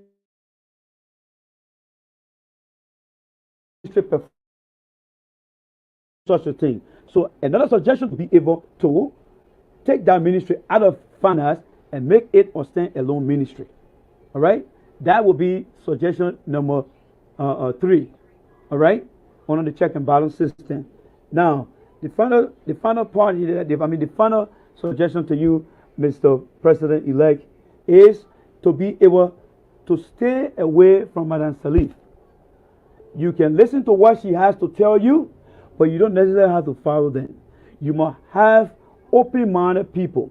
You should bring in bright ideas, bright minds. There are many Liberians out here in America, in Europe, in Thailand, in Australia. Try to seek for these people. Look for them. Because the more fresh idea you bring into your government, they are not part of the traditional society of folks that include Mr. Tyler, Mr. Weston Finley, Mr. Winston Tapper, Mr. Gregory McIntosh. When you bring those folks out to join you, they are not going to work in your government. Some may want to work, some may want to consult. But the reason you bringing that idea together is to make sure that you get a refined decision that will help you. Because people that come from the outside coming with a lot of vision that they can give to you. That is why I'm appealing to you that those folks that just name and continue to name should be on the advisory board and not in your cabinet or on your directory staff within the area that you have total control. Because it's not going to help. So again, Mr. Fagon, I want you to join me. Let us be able to show to the people of Liberia, to the critics of Ambassador Weah, that whoever he's going to select to serve in this different position, we need to make sure that that individual resume, because once you are in government, your record is public. There are certain records we cannot present, but things like your educational credential, your resume, your work experience, your ethics, these are things that I would suggest that we present to the people of Liberia. And the reason we're doing that is to assure them that Ambassador Weah is indeed making a very considerable choices of our people, so that when they start to perform and they don't perform well, whether it's Moba Malu, whether it's Miguel, if they don't meet the performance level of your government, tell them, my brother, we can find somewhere else for you to perform. Because what you will be telling them is, I represent the people of Liberia. They expect more from me, but I have to strategize ways in how I can achieve the more they want from me by making sure that I put plan into action and action to deliver results, and result will be evaluated, and then we can continue to look for another performance to increase other area. So having said that, guys, I want to stop here because it's not something long. I just want to make sure that this message be shared with Ambassador Weah, because right now I have been here trying to support him. I cannot get to him. Thank God for technology. Now this medium that we have to our advantage, someone in his circle will say, you know what? They're just talking because they want to talk. Why it is true that he said everything long time. Look at the guys that are talking today. Look at the guys that are talking this thing today. They are not talking anything substantial for you to understand that Joseph Boakai means business for the country. No. All you hear them talking is preaching executive politics. So this is what we come now for you to be able to gather your content together, get your act together, and be able to inform your fellow Liberians out there. Let's go back to the phone line. All right, let's go back to the phone line. We'll be getting out of here at 10 o'clock. All right, so let's go back to the phone line. For the leave us here with your cliches. Yeah, Mr. Costa, I want to say welcome back to the motherland. So the motherland is getting better. It's getting better for you. Do you have a car now? Let me ask you. Do you now drive a car? Because the last time I checked, you didn't have one. Do you not own your own house? Do you have a job? Where do you work? How much do you make? All of those things are So you hear it there, folks? You hear it there? The guy is saying that welcome back to the motherland, and this was in 2017 before Mr. Weah became president. So when people talk about people suffering, this guy is telling me, you know the reason why the guy did not protest? You know what the reason why the guy did not support the protest? Because what he just said, he knows that the problem that the current government is trying to solve, they were not the one that brought step in different categories. Tonight, mail clinic should be in Minnesota. So you got to encourage you guys to go and inquire about these things. All right? President Obama medical record that I posted today. Where you think I got it from? It's online when he did a physical in 2016. It's online. All you got to do, just type in Mr. Obama physical medical document. It will show itself. It will show itself. You want to get a healthy leader today in one of the African countries. What happened to one of the ministers there? He died from heart failure today. How many of you guys saw that information? I just forgot the name of the country. The guy went to work today. They were in a ministerial meeting. He died from heart attack. Did anybody see that story today? Come on, guys. Some of you guys are very good online. One of the ministers today in one of the African countries died from cardiac arrest, according to them. Because people been keeping things on a secret, right? Oh, yeah, that. No. If Joe Bogart retired tomorrow and say, I don't want to be in politics, my mouth will be zipped. I will never talk about Joe Bogart medical document. We cannot bring a sick person in our government here. No. Football player, when they're not feeling well, do you see it on the field? When Rolando gets sick, do you see it on the field? When Messi gets sick, before the season starts, what you see them doing on a treadmill, all the EKG machine running like this. And I say, you're fucked up. You guys are fucked up. You guys are fucked up. And that's why you can't waste time with some of you guys who come here. I'm glad that people who come here understand this thing here. All right? That's why I keep telling you, political identity is a very dangerous disease that's happening in our country today. Political identity. Because you identify with a political party, you don't see anything right. So that made progress here, folks. That made progress. Pain and all of that. And yes, I went to hospital. But I'm very fit. You want to do your physical, right? Pardon? You want to do your physical? They're a pacemaker. No, okay. You see that? So the guy who interviewed him tried to put words in your mouth. It's called leading a witness. It's called leading a witness. And you know, like me asking one of you guys here, oh, so your name John Brown? Yeah, my name is John Brown. So he asked the guy, the Barker said, I went to the hospital. Or you should have said, why did you go to the hospital? When you say you don't have heart condition, when you say you don't have heart surgery, why did you go to the hospital? To give him an opportunity. But he came out and said, to do your physical. Isn't that the same physical we're asking for here? The record of Obama, isn't that the same thing out there? But what did he say in response? Pacemaker, to get pacemaker. Do you know why it takes to get pacemaker? What is the function of a pacemaker? It is to guard the heart. You don't have to be a medical doctor. You can just go on Google and search for yourself. You can even ask your phone. It will tell you what it is used for. It's called your basic information. Thank you very much. When you say it's Gabon, thank you. That's what I love. So today the Gabon foreign minister, he died due to cardiac arrest. He died. He died. That's the reality we're facing here. And you got an old man who came from the hospital all linking like this. Somebody like getting cosmetic and putting it around and say he all right. Now we're hearing that he's coming to America. He's coming here for treatment. But he's going to lie about it. The thing is, we got to unearth Joseph Boakai deception. The age, when people say age is just a number, this is where it works. Not because he's an older guy, but the dishonesty is out already all way his age. It's dishonesty. There are young people that can be very honest and people don't look at their age. They can be wise. There are some people who are older, but they don't have what it takes to be wise. So Joseph Boakai is in the direct opposite of that. Let's listen again what he said here. Let's go back here again. All right? Let's go back here. And sorry for that feedback coming from my speaker. Oh, I didn't go too far. Because I found out that there was a lot of pressure beginning with the government, with the campaign and all of it. And yes, I went to hospital.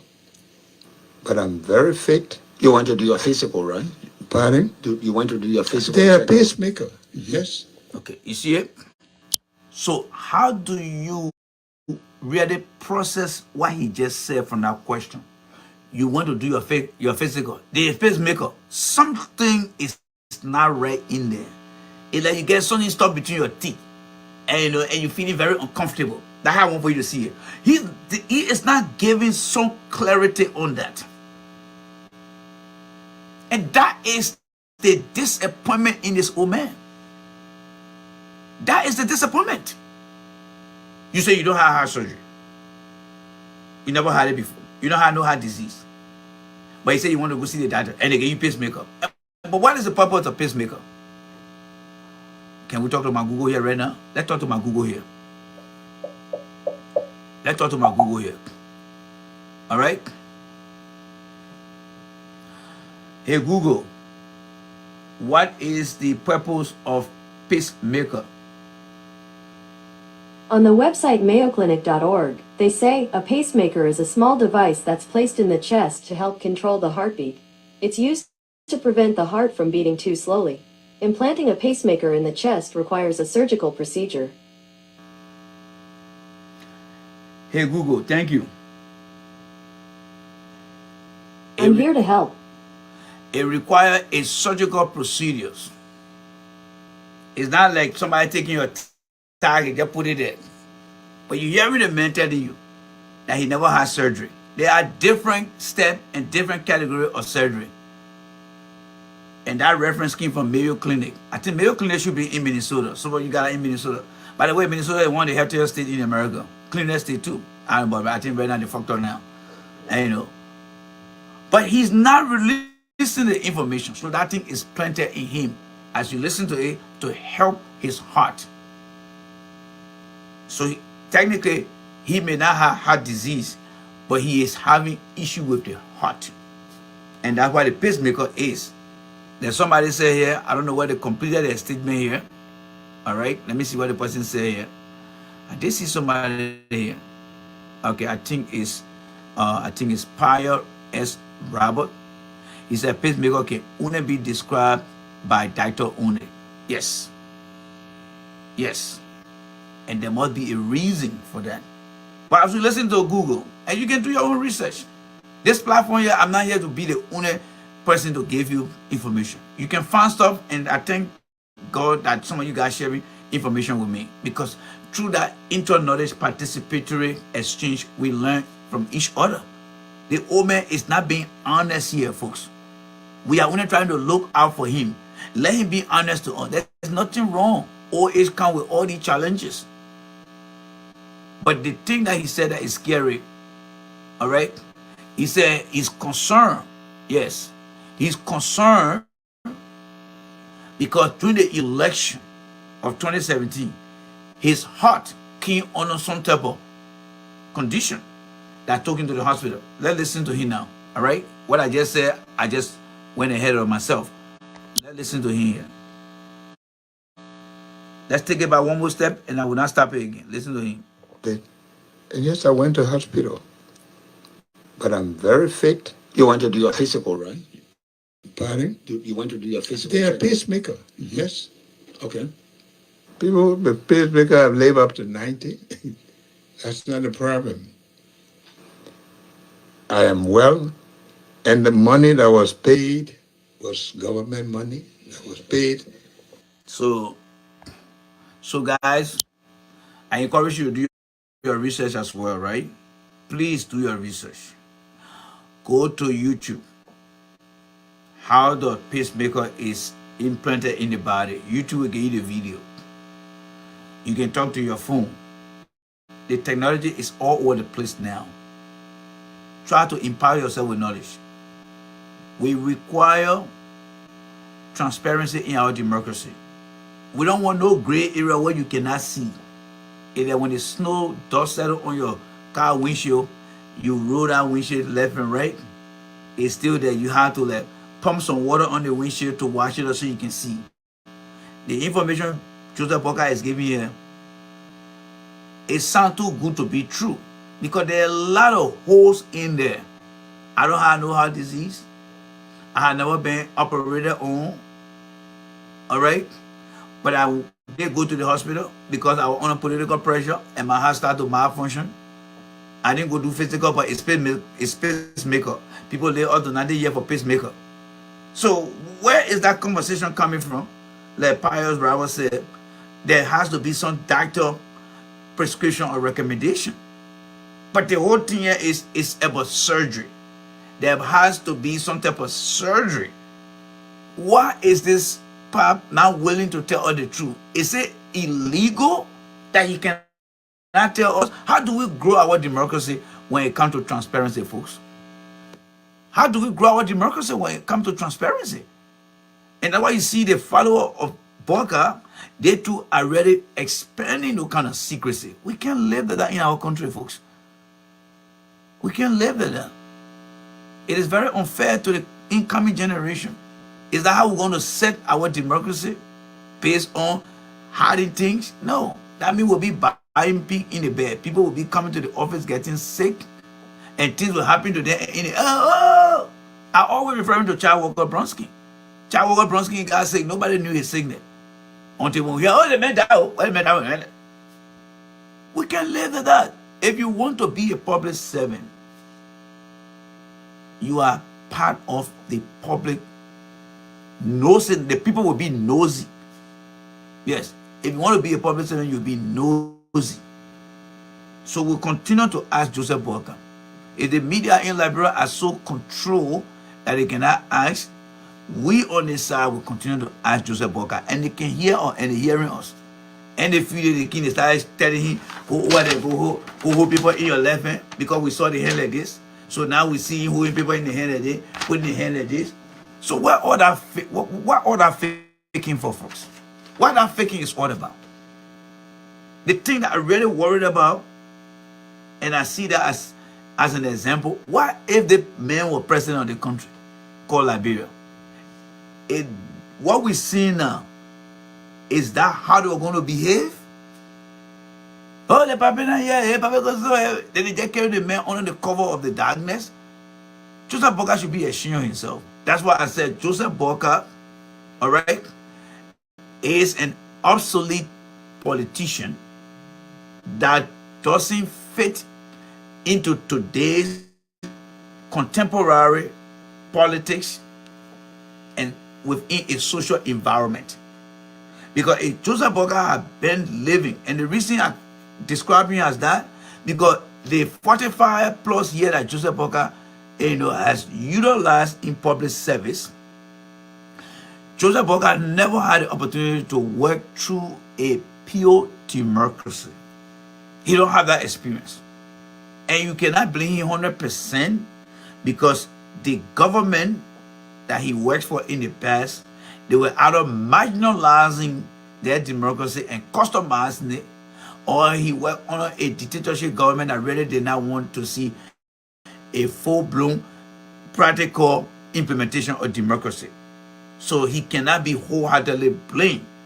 But what I think he should be doing now is to be able to balance out the experience he brings to his public service into the contemporary political and social environment and say, okay, geez, I never enjoyed myself democratically, but as an old guy who knows politics, who understand, these guys are free to express themselves. And they're going to beat on me. That's fine. They will want to know about me. Why? Because they want a healthy president. They don't want a president who will be a liability. Anybody in the world will not want to be a liability to somebody. All right? So what can I do? Well, I can do my physical and let them know. Even though I'm in the age, my physical here. Obama did the same thing. You saw it. But the man is not willing to open up to anything. And that is because of being tribalistic. He listened to people around him. All right? He listened to people around him. He listened to people around him. What happened to this man when when something happened to him, that when we can say, oh, my man, yeah, the papa was not too well. No. These guys behind the old man here are really messing the old man up. I'm telling you guys now. They are messing him up. That's what they're doing. These guys behind the old man, they are messing him up. That's what they're doing, folks. And it's not right. And that's why I'm speaking. I will continue to speak on this thing yet. It's not right. It is wrong. They are not being honest with the old man. All right? Now they got the old man on the plane now. Power off. They got him on the plane now, right? They're bringing him here now. And now they're telling you that, oh, he coming to meet dignitary. He coming to do this. He coming to do that. They just think that every Liberian who just listen to them from their party, they think that misinformation will just pass by you who understand and you who know things here. We see, like I said this afternoon, they provided a letter. They didn't tell you that Joseph Boakai is coming here to go to the hospital. They didn't tell you that. But watch. When Joseph Boakai arrived here, they will tell you, say, oh, you know, the papi was not feeling well, we just took him to the hospital. That's what will be their excuse. So keep that press release they put out today. Make sure you read it again, because I read it once today, and I did not see anywhere where it said, well, in view of everything he's going to be doing, he will be going to the hospital. They don't want to mention that in there, even though it is their primary reason why he's coming here. They make that a second or a last list of things which is hidden so that you can see. But that is the total opposite, because he's coming here primarily to see a doctor who will look at what he has and be able to make that recommendation.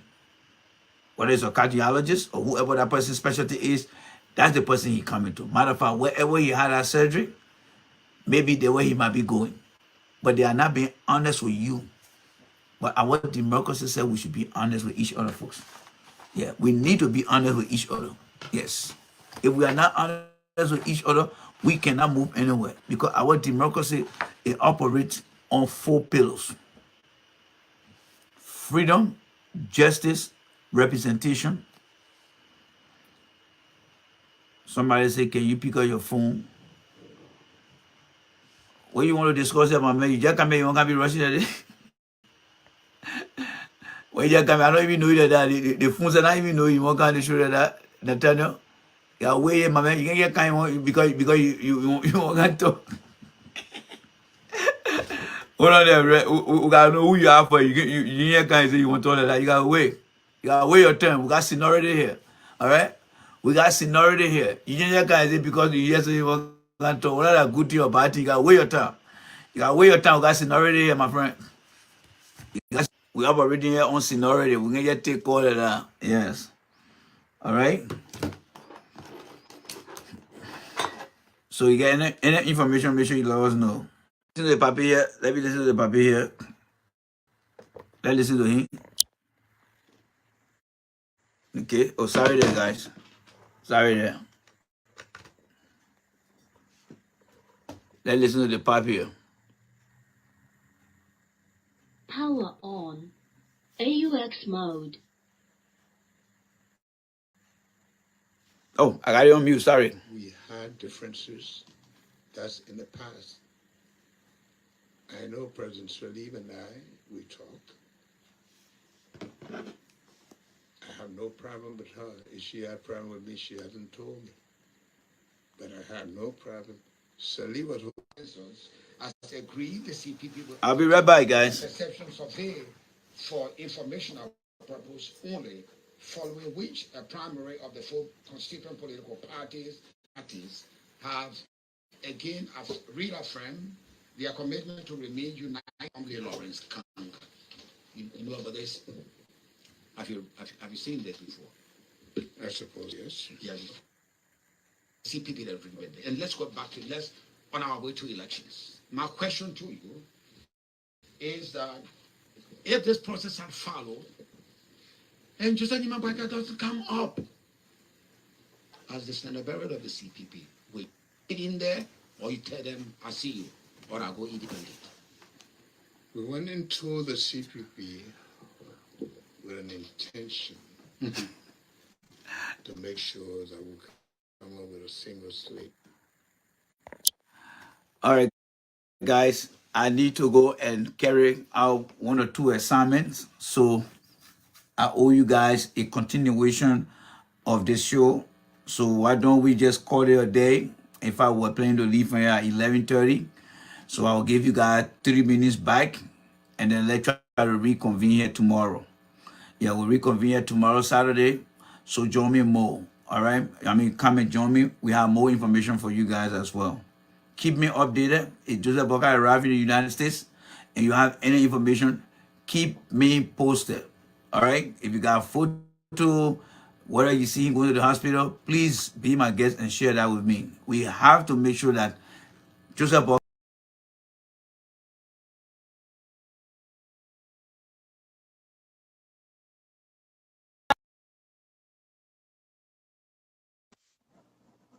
Hello, Tunis, are you there? Yeah, I'm here. Sorry about that. Okay. Okay. All right. This is why the Supreme Court should have done.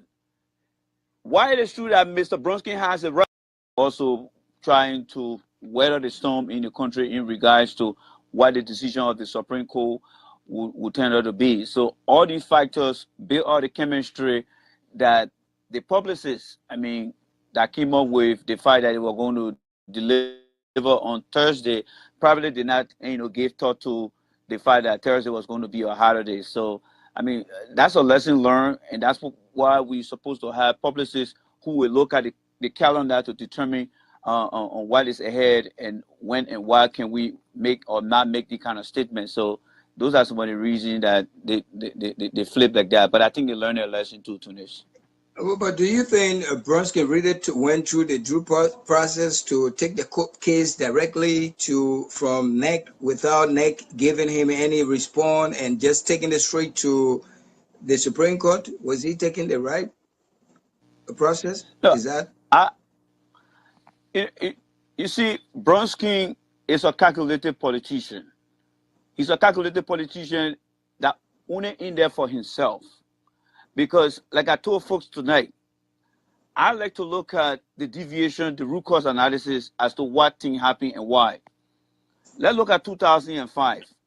2005 had an election, Tunis, and for every election, you have to generate a report that is described as the post-election report. And that post-election report will look at the near misses, the opportunity to improve, the recommendation. That is to prepare for the next future election. Mr. Bronsky was part of that. Ambassador Weah was part of that. President Johnson said he was part of that. Ambassador Weah was the only person who came out to say, you know what, we have some irregularities. How can we face the irregularities? But he got toned down. People disregard what he was saying. We jumped into 2011. Same thing happened. This time it was Ambassador Weah, and it was also Honorable Tubman. They came again with the same issue of voter irregularities in the election. Again, the same people turned around again and forgot about listening to Ambassador Weah. They decided to move on. Now today, Honorable Bronsky knows very well that the party that he was aligning himself with, President Andrew Johnson Sirleaf, is not supporting the Unity Party anymore. So that makes him vulnerable. Now, remember, from 2005 to 2011, Mr. Bronsky was quiet. He didn't say anything.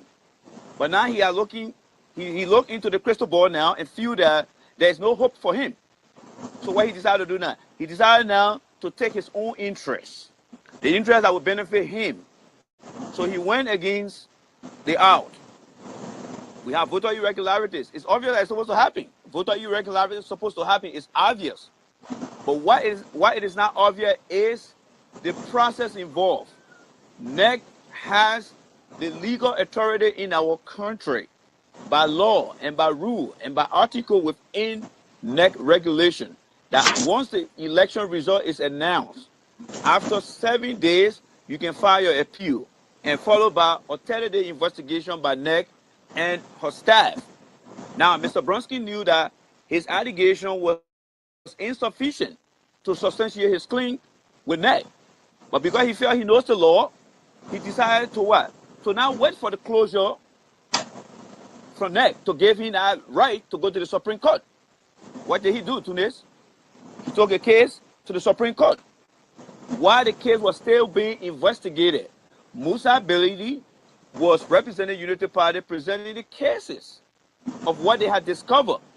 But Bronsky felt that because there was a projected date that was given by NEC, he used his constitutional right to go to the Supreme Court. But here's the thing that he failed to make the Liberian people to understand.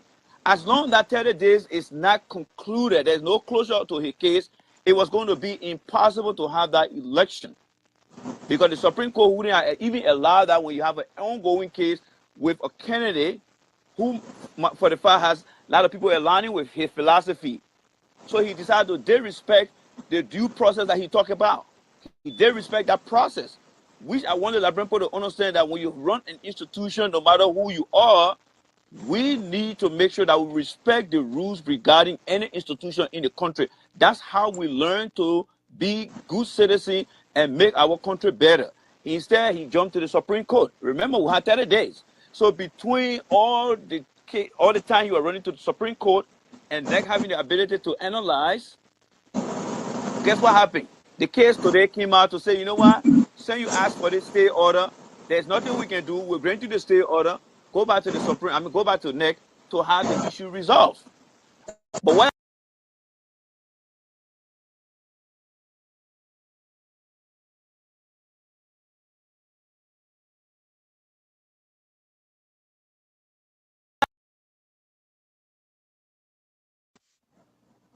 Hello, Tunis, are you there? Yeah, I'm here. Sorry about that. Okay, all right. This is why the Supreme Court should have done. Why it is true that Mr. Bronsky has a right. The very day he filed his report with the Supreme Court regarding the stay order, the Supreme Court, knowing very well that NEC had 30 days, they should have denied his appeal and say, you know what, we're going to instruct NEC to make sure that your case is processed and they present a conclusion to you before you come back to us. They didn't do it. They took a bit, and because of that, the Supreme Court managed to take some days away from the 30 days that NEC supposed to have taken to investigate the case, which is why today the court said the case has been sent, the issue has been ordered, go back to NEC so that NEC can speedily investigate the case. The reason they use the word speedily is because the Supreme Court has taken days out of that too. So now it's up to NEC. But I tell you what, NEC already has a result because NEC, through the different press conferences, NEC through their communication online, have proven that Mr. Bronsky does not have a case. So it's going to be a very fast-track decision that will be given back to Mr. Bronsky that he doesn't have a case. And guess what Mr. Bronsky is going to do? Mr. Bronsky now is going to go back to the Supreme Court. The Supreme Court now is going to decide his fate. As you know, the Supreme Court is the arbiter of law in our country and the final decision maker. Now, there is a caveat to that. Remember, Edwin Snow is part of the Unity Party that has aligned itself with Mr. Bronsky. When they work on that committee of justices, I'm having a little doubt because there's a conflict of interest right there. So I want the Liberian people to look at this, that if the decision favor Mr. Bronsky and Mr. Snowwell is on that committee, I can say for a fact that she may play some role. So to take herself out of any kind of shenanigan, I would suggest that she recuse herself from that process. And here is why. Because Mr. Snow had gone to the same Supreme Court with cases, and he had won those cases. But those cases have been very minute cases. But this case is a very large case that we don't want to take for granted. Because you know what? We have two significant parties that are the outstanding party in the country, and we want that election to be held and not to be put in some kind of debacle that would derail our election. So I'm also calling that his wife recuse herself should, in case Mr. Bronsky go back for the final hearing of his case. But the NEC going to have a very fast track of Mr. Bronsky's case, which they're going to deny, and they're going to recommend a forward step into the runoff election. But how come Unity Party got involved into this case, and they have already agreed to go for the runoff with CDC? How come they became an adversary to this particular case?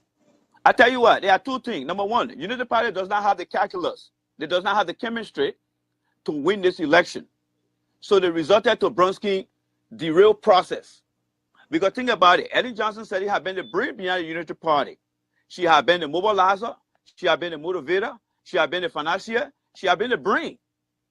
But because she decided to take a back seat, knowing full well that Mr. Bokar does not have the juice to become the next president, she decided to take the back seat. Secondly, most of her folks that are better with her, the legs of Councilor Bronsky, including Bokar himself, Eddie Snow, these are all the different people that differ with Ellen Johnson's selling philosophy. So they all align themselves now with the Unity Party. But they have nothing to prove. Remember, Tunis, before we got into this stuff, they were preaching what? The message of war, war, war, war.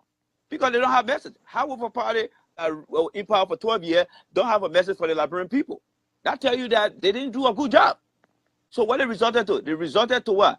Creating chaos among our people that there will be war. Ambassador Weah win. And we know that Ambassador Weah, who he is, has been the UN ambassador, has been the peace reconciler through the Ellen Johnson administration, and he has done extremely well in that role. Number two, he also had served as presidential candidate within his party, and he also has served as VP in his party, and they had irregularities, but because of the sake of our people, they allow these things to go ahead. But Unity Party feel that they don't have the numbers, they don't have the capability to make the second round, so they're not aligned with Mr. Walker Bronsky. Mr. Walker Bronsky has become the spoiler of this election. He has nothing to lose because he has been a third place person for the past 3 elections. So he coming in as the spoiler. Guess what is happening here? Unity Party that don't have the means to go to the second round to win this election has decided to join the fray, to derail the process, to create frustration within the mind of our people, which is why I'm on here to say, you know what? Look at Unity Party record. Look at Mr. Bronsky's record. Since when did Mr. Bronsky took interest into voter irregularities? Why didn't he speak about this in 2005?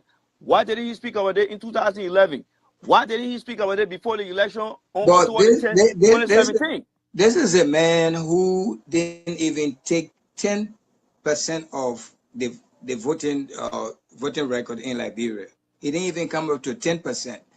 Why is he taking these steps? And for the matter of fact that he's not going anywhere with this case anyway, even if they have to rerun this over and over more than 5 times, he's always going to be the 3rd place or the 4th place. Where is he taking this to? Well, it's a political manipulation of game. You know what they're trying to do here? Bronsky, as I told you, is a calculated politician. What he's doing now is a mind game. He wants to drag and derail this process so that the voters in the country can get frustrated. And in his mind, he feels that that is going to build Unity Party to gain more status in terms of numbers. So dragging the process, going to frustrate people, people are going to give up, people are going to get tired, and they're going to go away. But guess what? The multi-Congress for of a democratic change, all right? The CDC party will continue to remain resolute. They continue to remain focused. They continue to keep their guard, which is why when you hear today's decision, look, Tunis, I want to give thanks to members of the CDC party for being so organized. If you look at some of the images that were on Facebook today, they had the police were in full gear. They have the surveillance population that criticize the CDC all the time. They were all watching to see what the CDC was going to do today. Not knowing that CDC is not the problem in our country. When the results were announced, the police came in high gear. Did you see any commotion in the street? Absolutely not. Did you see anybody causing chaos? Absolutely not. Because the CDC is focused on one thing, and that thing is we are waiting for the runoff so we can take Ambassador Weah to the executive mansion. That shows that the party is focused. So what Mr. Bronsky and Unity Party are doing is just wasting people's time and don't want to move forward. I would like for you to go into the mind of the Election Commission. What do you think they are coming? What will be their response to Mr. Brunskin? And do you think that response going to get Mr. Brunskin back to the Supreme Court, or he just going to waive it? Because I overheard that he doesn't even trust the Election Commission. And where are we going with this if he doesn't trust the Election Commission? And this is the Election Commission that went through this process, the first run, and there was a date for the second run. Until now, we came to this dilemma. How can we? How can you go into the mind of the Election Commission? Well, the Election Commission might have already been made up. They see Mr. Brunskin allegation as an isolated issue and as a mere scam to derail the process. Here's why. The Election Commission had come out with the ballots that Mr. Brunskin was claiming that was actual real ballot that became a fraud. Those were brochures. Those were brochures. When you vote in other countries, they gave you the final brochure to look at in order to determine who you're actually going to vote for. Those are the ballots that Mr. Brunskin brought forward as evidence. And besides that, the magistrate of every county and district within our country, the next administration has contacted these people, and they are proving that there is not any sort of voter irregularity or fraud that took place during our election. So the decision, their decision now to Mr. Brunskin would be, there isn't enough evidence to prove that there were any sort of irregularities. Will that time elapse? Absolutely, Tunis. There will be time elapsed, because you know what? Since 1847, when it rains, the southern part of the country, southeastern part of the country is divided from the northern part. All right, and then from the northern part is always divided from the east and the west because of bad road condition. Those things will equate to having lapses in the time. But does that equate to massive fraud or lapses in our election process? Absolutely not. So Mr. Brunskin's claim is not going to be sufficient to have any decision from NEC in his favor. But guess what he's going to do? When he gets that, he's not going to relax now, because NEC already made up his mind. He is now going to run to the Supreme Court. And the Supreme Court, of all courts that we know in the country, we have a deadline of January 18th. So January 18th is supposed to be the inaugural day. I can say for a fact that the Supreme Court is going to tell Mr. Brunskin, based on the NEC decision, as an institution that we trust to run our election in this country, we deem it unnecessary to move forward with this case, and NEC has to look into itself to determine what can be done to correct the process, which is why I'm always calling for post-election report, because the post-election report will give the next election commissioner the opportunity for improvement, to improve the system.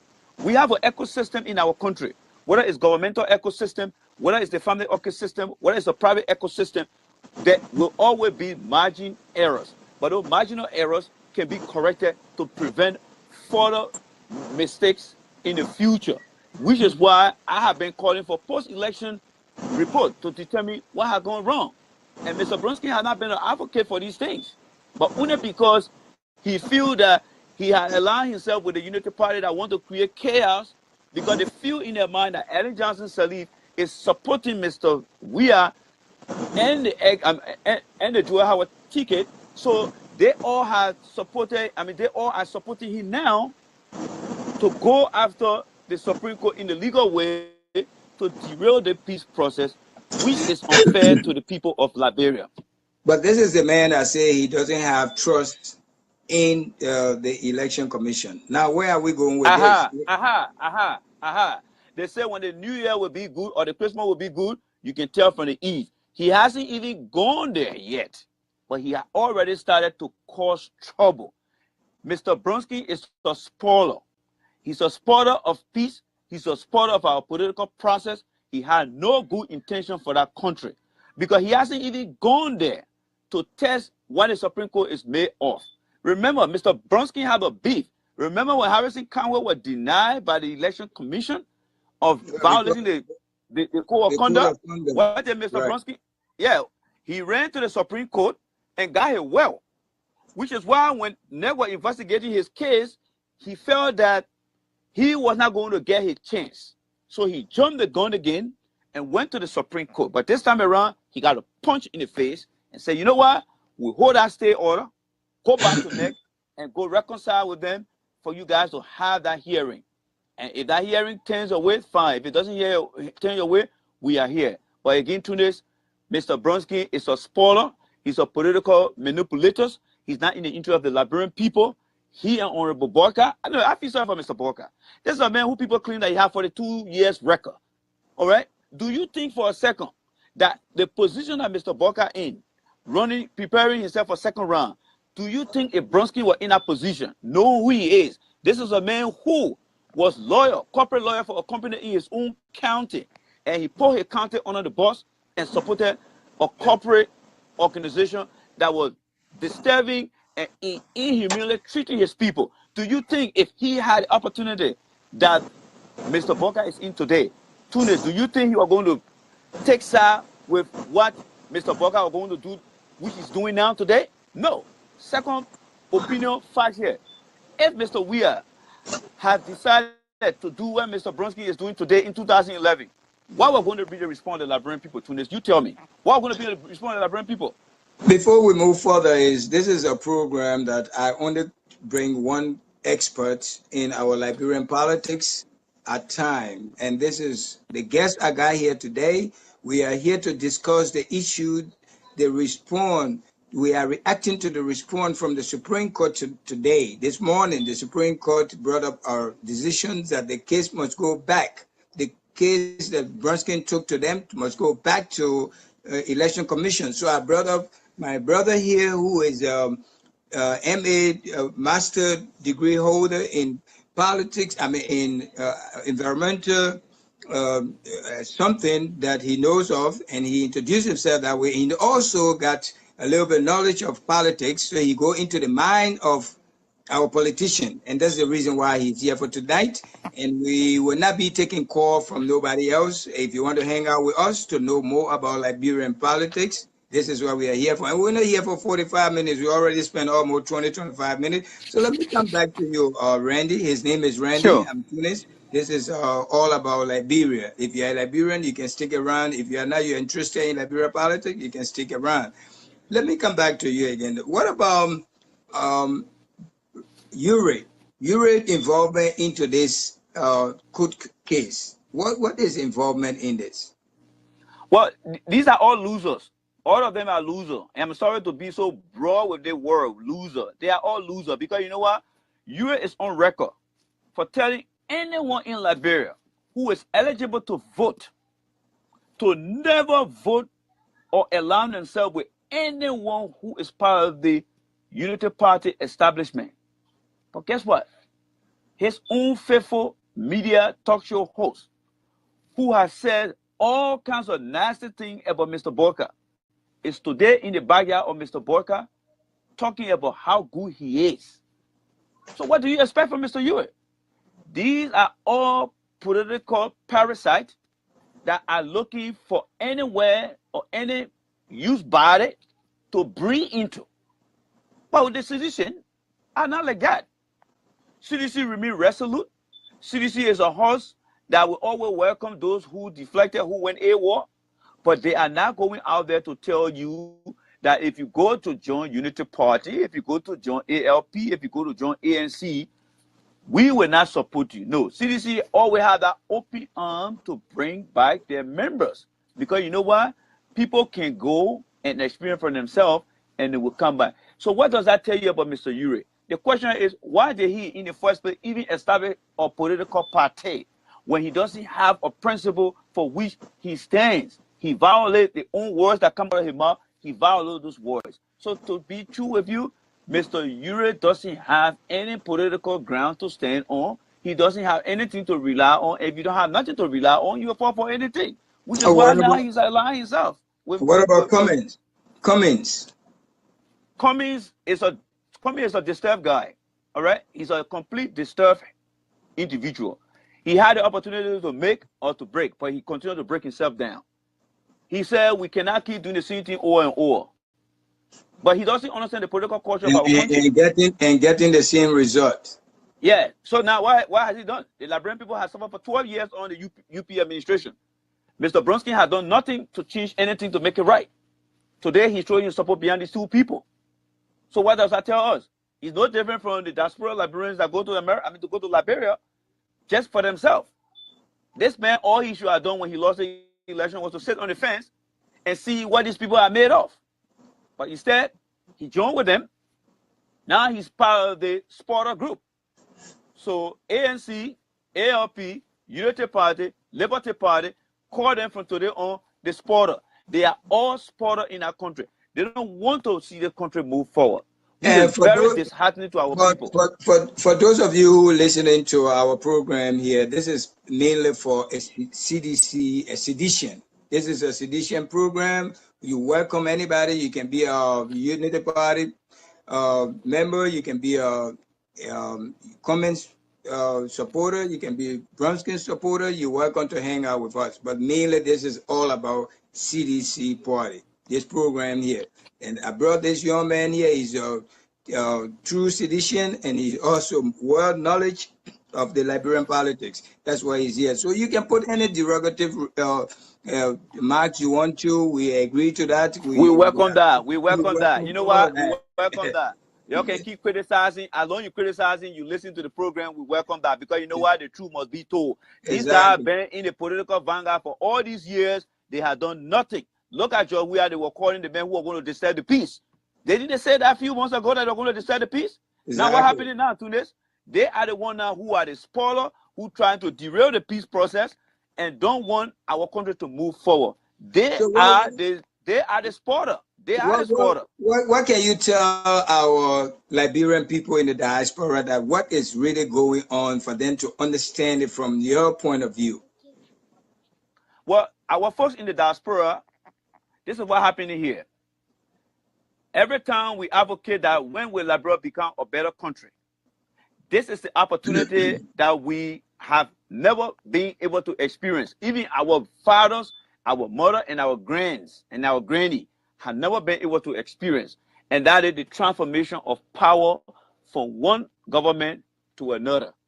Many of us have seen it happening in other countries where we reside. This is an opportunity that we supposed to at least believe in, to say, you know what, let me see this piece of opportunity before I die. But Mr. Bronsky, with the DNA from the 1990 days, it had resonated in him. He don't want to see that process. He don't want us to tell our children that we one time saw a transformation of government from one leadership to another. So all we need to do from over here is to condemn his action and let us tell our people back home to trust the decision of NEC. If America can say, you know what, George Bush won the election, Al Gore, you lost the election, Donald Trump won the election, Hillary Clinton, you lost the election, let us trust our system, because our system must improve in order for us to move forward.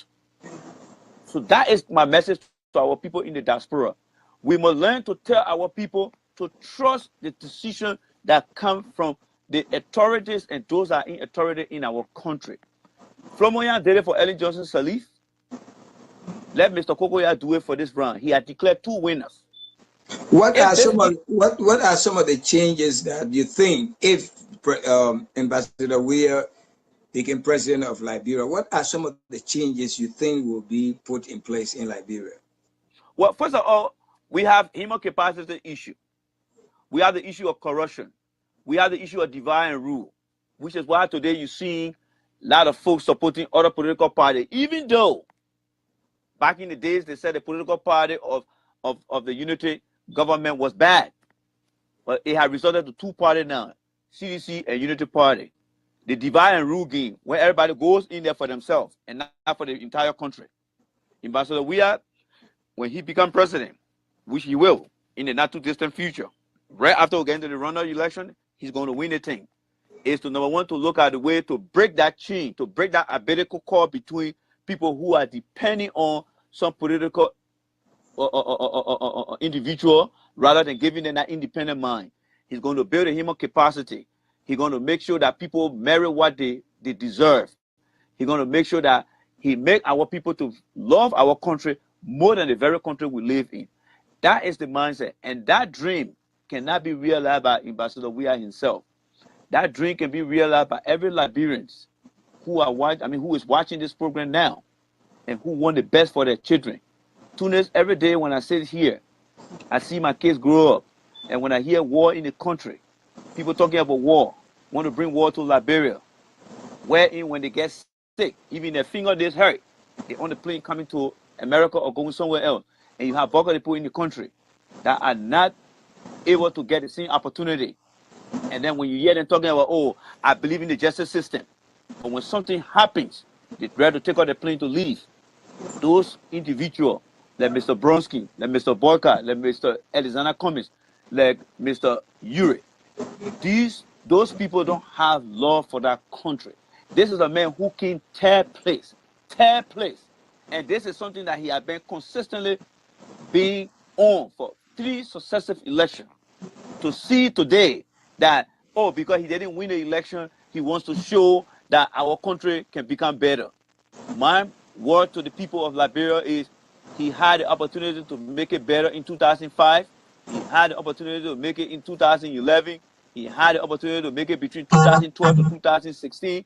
He did none of those things, but because he feels that Ellen Johnson Sirleaf is on the side of Ambassador Weah, which is untrue, and he knows very well that he is going to be slapped. This man is 66 years old.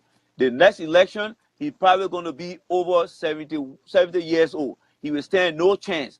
These are all the above reasons why he's fighting the losing battle that he's not going to win, because in weeks to come, the Supreme Court will overturn his decision and will join the population. After the last election, this is the man that told us that he wasn't going to run again. That was his last choice. But correct. Again, when he came back, he said God told him to run. I mean, is this a prophet? With God told him to run, but God didn't tell him that he was not going to win? I mean, can you say something about this? Because really... Well, he's just a con artist. That's who he is. You know, con artists always come back with new tricks to be allowed back into the system. All right? He's a man of no purpose. He's a man of no vision. He doesn't want to build an institution. All he wants to do is to build his self-esteem, to seek things for himself and his immediate family. That's who he is. Because if he said that he was not going to be running, he was going back to his farm, what triggered him to come back? Now he's back. Now look what he presented to us. Complete chaos. That's why he's presenting to us. Chaos. What do you think? What do you think Boyka leadership would do to us, we the Liberian? Boyka is not going to have a leadership. Boyka leadership is being seen if anything happened, we don't know. Let's presume that if he became president, then I will close my eyes. I will close my eyes to discuss it, because it's not going to happen in my life. No. It's not going to happen. So let me close my eye and discuss that. I'm being very honest with you here. And this is where my analytical skill comes up. This man has ran 12 years with the Unity Party, has done nothing. 42 years, he has done nothing but to preach war, fear-mongering politics. It's not going to work. So in his leadership, look what he's doing now in his party. He doesn't have a message for the people of Liberia. He relies on Bronsky to disturb our people's mind, thinking that he's going to get elected. But the more he continues to carry on and support this behavior of Mr. Bronsky, he is sinking himself more deeper to the bottom of this earth, where he's going to lose big time. Because this is the time that he's supposed to come out when people are talking about war, to say, you know what? We are having war in this country, people. Whoever is preaching war politics, I'm not for it. I want to make sure that the administration that I'm serving now, we want to make sure that where we were not able to get caught up, when we get into the next phase, we will do our best. But Mr. Boyka is silent on everything. He's silent on some of his supporters talking about there will be war. He's silent on the fact that the Unity Party is dragging this thing and he's taking his side with them. He's not being a leader. He doesn't have the stigma. He doesn't have the stamina. This man is a total loser. He's a complete failure to himself, to his family, to the people of Liberia. Therefore, he is not going to be elected. So let's just forget about Boyka. Boyka is just in the race because he has been elected by the little influence that Ellen Johnson Sirleaf left with the Unity Party through partisan, which is why he's in this race. But to say that he's going to spy Ambassador Weir, that is going to be in my eye closed dream world, but not in my eyes open reality world, because he's not going nowhere, Tunis. What record does he have to run on now? All right? If you have a better record, you will be talking about your successes. You will be talking about what you have accomplished for this country. This is a man who said he was part like an old car. So we are looking for Jack Troy to jack that car on our old and fucking junk it. That's all you fit to do. That's all we're looking for right now. Let's look at Prince Johnson. I mean, before the election, Prince Johnson was bad-mouthing Weir because of some incident took place in Nimba. Correct. Between Brunskin Party and the Citizen Party. yes. And he came out bad-mouthing that if Ambassador Weir become president of Liberia, there will be a war. And now we are seeing him on board with Weir. How this gameplay, all of a sudden, he switched to Weir, the man who was bitterly against George Weir and the CDC party, calling them all kinds of names, that they are hoodlum, they are grown-up boys, motorbike boys in the street. They know nothing. They are not educated. If he become president, there will be a war. There will be something. Now he's on board with George Weir. How that happened? Well, that just politics. All right, that just politics. He was only making those fear mongering. Number one, he's a guy who lived through the war. He's a guy who came to power through making name for himself through the war. So he felt that it was going to resonate with him. Guess what? It didn't resonate. All right? He came where? In the fourth place, I guess. He came in the fourth place. So he had learned a lesson that, look, you can scare the people sometime, but you cannot scare the people all the time, which I really did not support. All right? But here is the thing that I won't take. You know, I gave him 5% of my trust. He's a guy who believes in principle. And if only Mr. Brunskin could live by his own principle that society will appreciate, it will make him a great person. Here's why. Senator Johnson said the reason, and the only reason he's aligning himself with Ambassador Weir is when they went to Ganta, they all, that was Brunskin, Cummings, Urey, Ambassador Weir, and the Johnson himself, they made that commitment that if one of the parties succeeded and come face to face with Unity Party, they will all support that party. So he said he was mongering politics. It failed, but he did not resort to say, you know what, I'm not going to support this guy. Because you know what? All the 19 political parties that were on that platform in the campaign, their goal was to unseat the Unity Party. If that is true to themselves and to the people that supported them, my question is, what if Mr. Urey had won to go to the second round? What if Ellis Cummings, Prince Johnson, Urey have gone to the second round with Unity Party? Were they going to align themselves with the Unity Party and say, take it, we're not going to go for a second round? Or were they going to say, you know what, whoever wins, including Ambassador Weir, was he going to support whoever from the opposition party was going to take on Unity Party? I would tell you, say yes. Ambassador Weir was going to do exactly that, because you know what? He's a man who wants to see change in our country, no matter who was going to be the front runner to meet the Unity Party. He was going to support them. But you know what? It only shows that Mr. Cummings, Mr. Urey, Mr. Brunskin, all of these people don't have the country at heart. They claim by their mouth, but by their action, it shows that they don't have that country at heart. So everything that our people have suffered for the past 12 years, Ellis Cummings, Mr. Brunskin, Mr. Urey, they have been fooling us. Not knowing that they appreciate the suffering our people are going through, because they see that as an economic benefit for themselves, which is why they're aligning themselves now with Mr. Boyka of the Unity Party. That is the trick that they are bringing here. Because, Tuna, you tell me, if you've been complaining, like you say, don't vote for anyone who is part of the Unity Party. But here is he today, aligning himself with the Unity Party. Ellis Cummings said, we can't keep doing the same thing over and over. Here is he now, aligning himself with the Unity Party. You see my So point? do you really think that these elections going to go on the second round, or we going to go for rerun or something like recount? What you're thinking? There's not going to be no rerun. There's not going to be no rerun. We're going for the runoff. Mr. Brunski's case will be a lesson learned.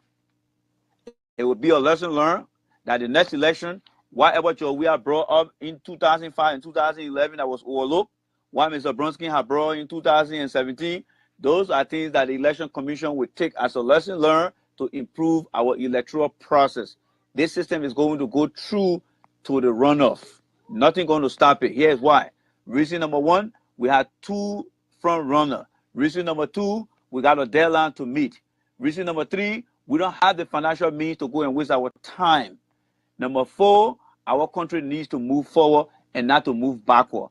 Brunski, Ure, Cummings, Boyka, they want our country to go backward.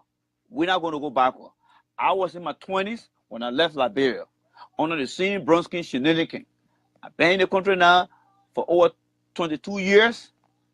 I don't want any Liberian to go through that same nonsense that I went through. The future of Liberia belongs to Liberians. Those Liberians that are not opportune to come to this country or travel out of the country, I want to make sure that they get the opportunity, which is why on the sidetrack, I do not support 100% dual citizenship. I support dual citizenship with restriction. Because if I came in this country and benefited here, I want to make sure that Ambassador Weah, when he supported dual citizenship, he should have limitation to it. Any Liberian who is truly educated and qualified for the job in Liberia should be given that opportunity. These are the things that I want to hear Mr. Boyka, Honorable Ure, Ellis Cummings talking about. But guess what? Those guys have been cheering, not in Liberia, but all the country. And when Ambassador Weah is working in the interest of our people to get those things done. I always say this for a fact. People may be criticizing me. Hold on for 1 second before I lost my thought. I always say this. I am supporting Ambassador Weah today. If he does become president, which he will, and he starts to screw up, trust me, I'm a well-qualified person who works for one of the biggest pharmaceutical industry in America. I don't need a job in Liberia. I will come right back here. And if you two does not come to sit with me, I will come back here and start to expose some of the things that I think that Ambassador Weah is not doing for the people of Liberia. Because you know what? I want to make sure that every Liberian who did not have the opportunity to come into this country or other country should be given that opportunity for the change he's advocating for. So the battle between the change that we're advocating for is just starting with me. All I've asked God for is long life, so you guys can see that the very Randy is a very controversial person if things are not going right for him. So the people of Liberia, I am not just here supporting CDC because I have an interest. No, my interest is already here. I already built my career for myself. All I'm advocating for right now is you that in Liberia to get that opportunity. Tuna, do you know when you're 40 years old, you have at least 20 more years to live your life?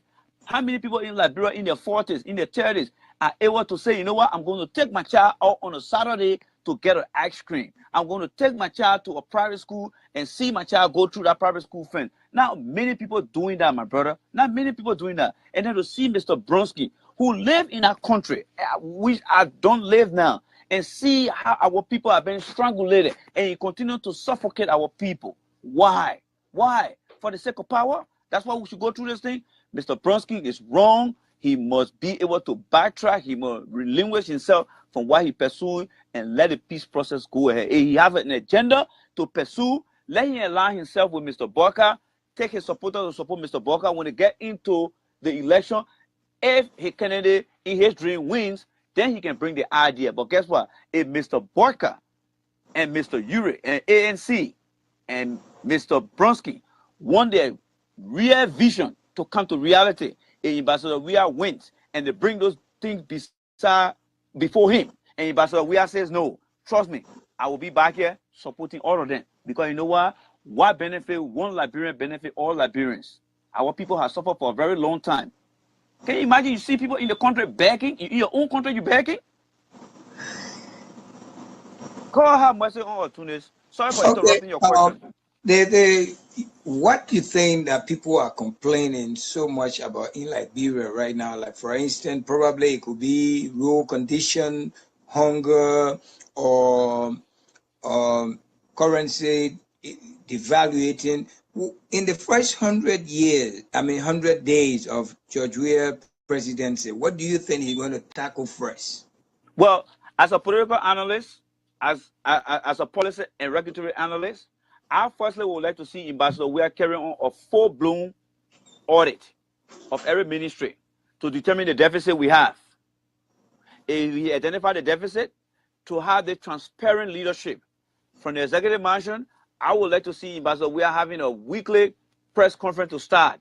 And as long as they get into that rhythm, the next thing now is to make sure that they continue to inform the people. Our people need to be very, very abreast to how he's going to run his government. If Eddie Johnson said he is leaving maybe $2.2 billion or millions of dollars in debt, he needs to declare that. The next thing he needs to do is to reconcile the country. I feel so bad when I see some of my brothers and sisters aligning themselves with politicians. I don't like them. I don't appreciate them. Liberia is all we have. Some people live 30 years old. They don't even have what we have, Tunis, in our country. I could have been one of them. I could have been in our country today, hustling, which is why I'm on the side advocating for them. I have seen these politicians have done nothing for our country. So let us give Ambassador Weah the opportunity. If he screw up, we all can come here and put him on the grill and grow him good. Because you know what? Our democracy is making progress. There is a question from one of the watcher here saying, Sarah, her name is Sarah Jackson, saying that what made you think that only CDC is the one that can change Liberia? What made you think so? Yes, CDC is the only party. Guess what? The name Zogos. It was not Ambassador Weah that created the Zogo. The Zogo was those who fought in the war that were chewed out. You know when you chew a bubble gum, you take the sweet from in it, you chew it out. After the war, Mongo came, they created the war in our country. They turned the young guys into Zogos and they spit them out. When Ambassador Weah came, he was the only man the UN saw that during the war, when he was playing, people listening and want to hear his name. The UN brought him in as a peace ambassador. Eddie Johnson started talking, which is why those kids, they see him based on his foundation of where he came from and decide to align themselves with him. They see a future through them. And guess what? He has stayed in there for almost 12 years. He ate with them. He ride with them. He slept with them. Let me just hold you there for a second, please. Let me just hold you there for a second. For those of you who are listening, this program here is all about CDC, and it's only take one person at a time. We cannot take more than one person. This is Facebook Live. It's not any particular program we are using. We are using Facebook Live. But right now, Facebook Live only take one person at a time, so we cannot invite more than one. And right now, my guest here is Randy Dapper, who lives in the Pennsylvania area. I want him to get into our politician here and give us some sense from there, what they mean, all of what the games are going on, about the players and the Liberian people. So go ahead. Sorry about stopping you. Yeah, sure. So again, CDC, under the leadership of Ambassador Weah, have become consistent with the plight of our people. He remained in the struggle. He listened to them.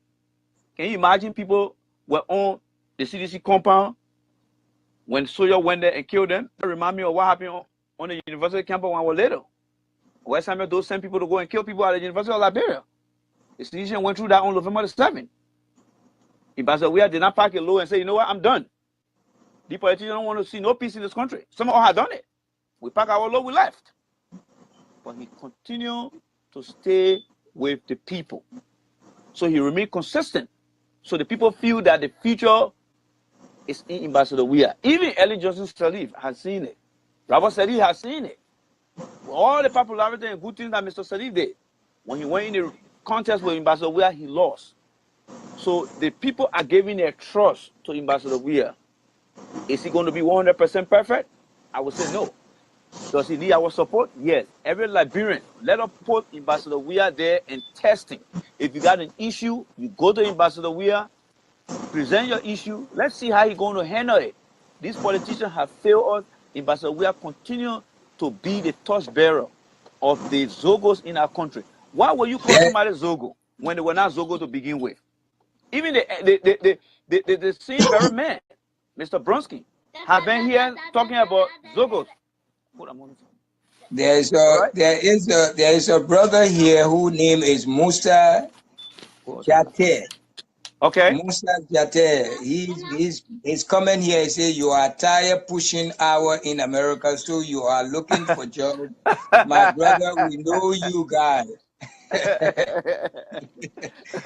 Look. I'm not here to brag. Today, that's why I say other people have their comment. All right. You see the way I dress like this? I just came from work. All right. I just came from work. I work in Princeton. I don't know where you know Princeton, but you should do your research on Princeton. I work with one of the top medical device company. If your grandfather's heart is broken and he's about to die, we make the device as an engineer. We make those devices. It's just a generator. When the electric go off in Liberia, the generator kick in. We make those device called pacemaker. We sell them $500 per piece. Liberia cannot afford to buy that. We make those things $500 per piece. And we sell that all the whole world. But before you explain yourself, All my right? guests So that I I don't bring, want. my guests that I bring on my show here, they are well-educated people, well-known people. They know how to get into the mind. They got degrees that some of us don't even have.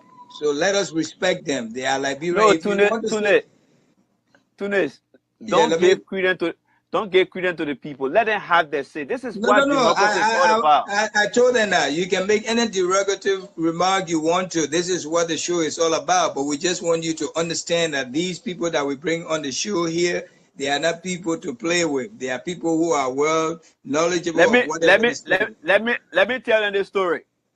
Anybody that listens to me, go to the Liberian EPA tomorrow and ask for Randy. Your EPA director comes to me every time for advice. They even gave me a job. They offered me a job.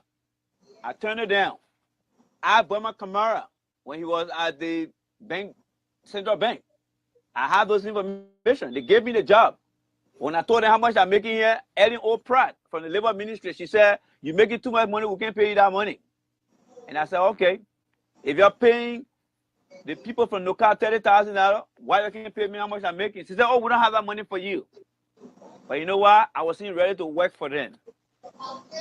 But I'm ready to support Ambassador Weah, which is why I'm not looking for a job in Liberia. Because number one, my company will not let me go. My wife will not let me go. I can only become a consultant. Right now, Tunis, I'm working with a company in Germany right now. Let me finish this point. I'm working with a company in Germany that when Ambassador Weah become president, I'm going to bring that company to purify every drinking water in every community. Because you know what? The typhoid fever. You know where the typhoid fever starts from? It starts from the very dumper you dump your dirt. The rats, the roaches, crawl, all those things come to your house, which is why typhoid fever is so high in the country. So when Ambassador Weah gets there, my role will be to train people, train health workers, train young adults in school, in colleges, how to become a better Liberian to protect the country. So when it comes to talking about looking for pushing cartoon, trust me, I go to work at 9 a.m. I have a staff meeting every morning. I sit down in my office until I get tired. So just forget about that, my brother. I don't want to brag about that, but since Tune brought it up, I want to say it because you know what? There are many Liberians who don't want to hear what I'm saying. It's very, very bad. I don't believe in that. But it just came up because Tune said that. But when it comes to degree, trust me. Right now, I'm doing my second master now in the pharmaceutical industry. When you live in America, the pharmaceutical industry make money, right? Money. There's another lady here, Ellen Paul. She said, we, wait a minute, let me see it. Oh man, where's the Ellen woman, man? Okay, right here. She said, you're bringing educated people to your show when CDC don't believe in education. Can you elaborate on that? No. That's the mindset.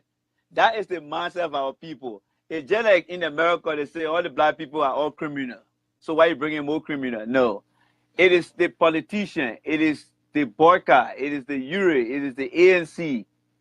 They all are calling the people Zogos. If I come to Liberia, I'm not going to hang out with the folks. I'm going to West Point. Right now, I'm in contact with many communities that are in deplorable condition. My goal is to make sure that I help.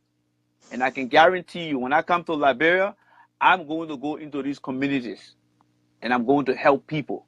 Because if we as Liberians try to denigrate our own people, then what you expect the Osa man, what you expect the Lebanese man, what you expect the Indian man to say to your people? It could have been me to say, oh, you're not educated. So let us not create that divide between ourselves, because the enemy will win. If you see your brother down, give him helping hand. If you see your sister down, give them helping hand. Which is why I pray every day that I must do something to help everyone. If it will come through Ambassador Weah, which I believe it will be, is to come to Liberia, provide services at the University of Liberia, provide community leadership. Take, for example, Tunis, we have billions in our country. What if all the natural disasters happen in the world happen in our country? How many kids in the school know how to escape fire when the school is on fire? How many market women in the market know that when the building is on fire, when we have an earthquake, when the Ministry of Finance is shaking, how do people get out to be safe? How do they know all these things? It's through education. The reason we're not educated because there were some who decided to bring war to our country, who never talk about the future, that this life we live in is a handover and take over. When you serve your term, you give time to the other to serve. So I don't believe in people not educated. If people are not educated, I will ask myself, but what has the system done that make our people not to be educated? In America here, it's a mandatory requirement that everyone graduate from high school. Why don't we have that in Liberia? Why don't we encourage that in Liberia? But we have some ministers who sit in a car and invite young girls and exploit them. We have lawmakers who exploit young girls. But nobody's saying anything about that because they want to use the slavery or economic wealth to keep our people down. I lived in the swamp. I lived in Capitol Shop when I was in Liberia because my parents could not afford it, which is why when I came here, the opportunity was given to me, I learned to the best of my ability. And I want to make sure that those that don't have that opportunity to come here, they should be given the first preference in Liberia to get that opportunity. Which is why I will always challenge Ambassador Weah that those who are behind him today, if he become president, give them scholarship, send it abroad, let them learn, and be able to come back and use their brain and their hands to build our country of Tunis. So let the people have their say. Let them have their say. There's another person there, Buster T. Heenan Jr. With all the million we had, what structure can the Liberian be proud of to show the world? And let me see. He move on to say, has we invested in Liberia? People keep writing too. Let me just focus on one question and give it to me. That's what I'm saying. Has we invested in Liberia like his fellow football players in their country? Let me ask you one question. Eddie is an economist, right? Dr. Tuba Nantipo is a PhD. Amos is a PhD. How many of them have built PhD university in Liberia? Some will want to question people's background. All the bookish people who have in Liberia, why is the University of Liberia like that? I mean, you should be thinking that Liberia should be offering PhD in every area now. Okay, the Bronsky man, who is a top lawyer. How many top lawyers do we have? What is the best law school in Liberia? Look, we need to start joking about individualizing things to move our country forward. Ambassador Weah is here with vision. If you see Didier Drogba, you see Mutombo, you see Samuel Eto'o, go and do a due diligence or studies as to what their government did to offer them the opportunity to build things. Secondly, look at the time Ambassador Weah was at the plight of making money. What did he do? He was in different refugee camps helping people. His time of making money at that time is not compared to what Didier Drogba and Samuel Eto'o are making today. Ambassador Weah took most of his wealth to support our people that were in displaced camp. But today, he's back in the country trying to rebuild the country. Those that destroyed the country, that said we should level Monrovia, what have they done today to rebuild the country? Okay, I'll be back. we have already spent our time. We were here for 45 minutes, but Yeah, we have gone up to more than an hour, just a little bit over an hour. Please go yeah. to YouTube I and think check on his campaign rally. But so, if you won't mind for us to close, because we can't yeah, stay yeah, here yeah, long. yeah. I need to get a case to bear now, so yeah, we can wrap up now. All But right, let me yeah, hear your closing statement so that we can close. And then before you give your closing statement, this is something that we do here twice a week, Monday and Thursday. We're always here to let you know about the things that CDC is about to do in Liberia and talk about politics in Liberia. This is Tony's show, and my guest here tonight is Randy Dapo. Okay, and tomorrow, if any of you want to join my show, my name is, if you have to be a sedition though. let them come with open mind. Let them come with open mind. Let them come with open Exactly. mind. So you can join us. My number is 917. If you want to take the number down, 917-709-2944. You can get in touch with me and I can schedule you so that I can feature you on my show. So let me give my brother a chance to give his departing statement. Please take your time. Anytime Look, you take. guy, first of all, I want to apologize. My kids in the background here. I'm a family man. I take care of my kids. That's one of my priority here. And so please forgive me for the background noise. Number two, what I would like to say here, Tunis, is, guys, can you guys give me just 2 minutes? Let me wrap up. What I would like to say here is I encourage everyone to come on the platform to express their view, express their frustration. And I'm not refusing you to say if you support URE, ANC, you shouldn't come here and have your say. It's free to me. You can have your say. You can say anything you want to say. But what matters here is I want to make sure that you as a Liberian, no matter who, sit down, please. Sorry, Tunis. No matter who you are, I want to make sure that the opportunity that every Liberian in this country, America, and other parts of the world, the opportunity they're giving to their children, you should also be able to give that opportunity to your children in Liberia. You should be able to take your children to the ice cream shop. You should be able to take your children to the better school. You should be able to take your mom, your aunt to JFK without paying any money before they get treated. This administration is the first time in my life that I have seen people die at the footstep of the hospital and they're not getting treated. Wherein when their people get sick, they come to America and get the first-class treatment. My goal is to make sure that Ambassador we have provide the necessary accessibility for those handicapped people that Mr. Boyka had denied. My goal is to make sure that the soccer academy that the government did not provide enough resources for people who want to pursue other careers. I want to make sure that when you're a football player, you should be respected in our country. When you're a basketball player, you should be respected in our country. There's no reason why when you're a basketball player, you cannot diversify your skills. I was a computer scientist. Why do I become an engineer? Why do I become a pharmacist now? Because the opportunity is given to us in America to diversify our skills, to move forward. Liberia is our country.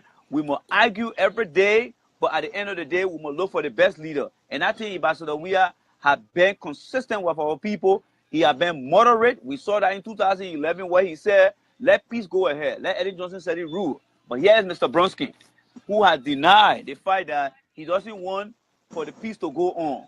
He has decided to become intransigent to the peace.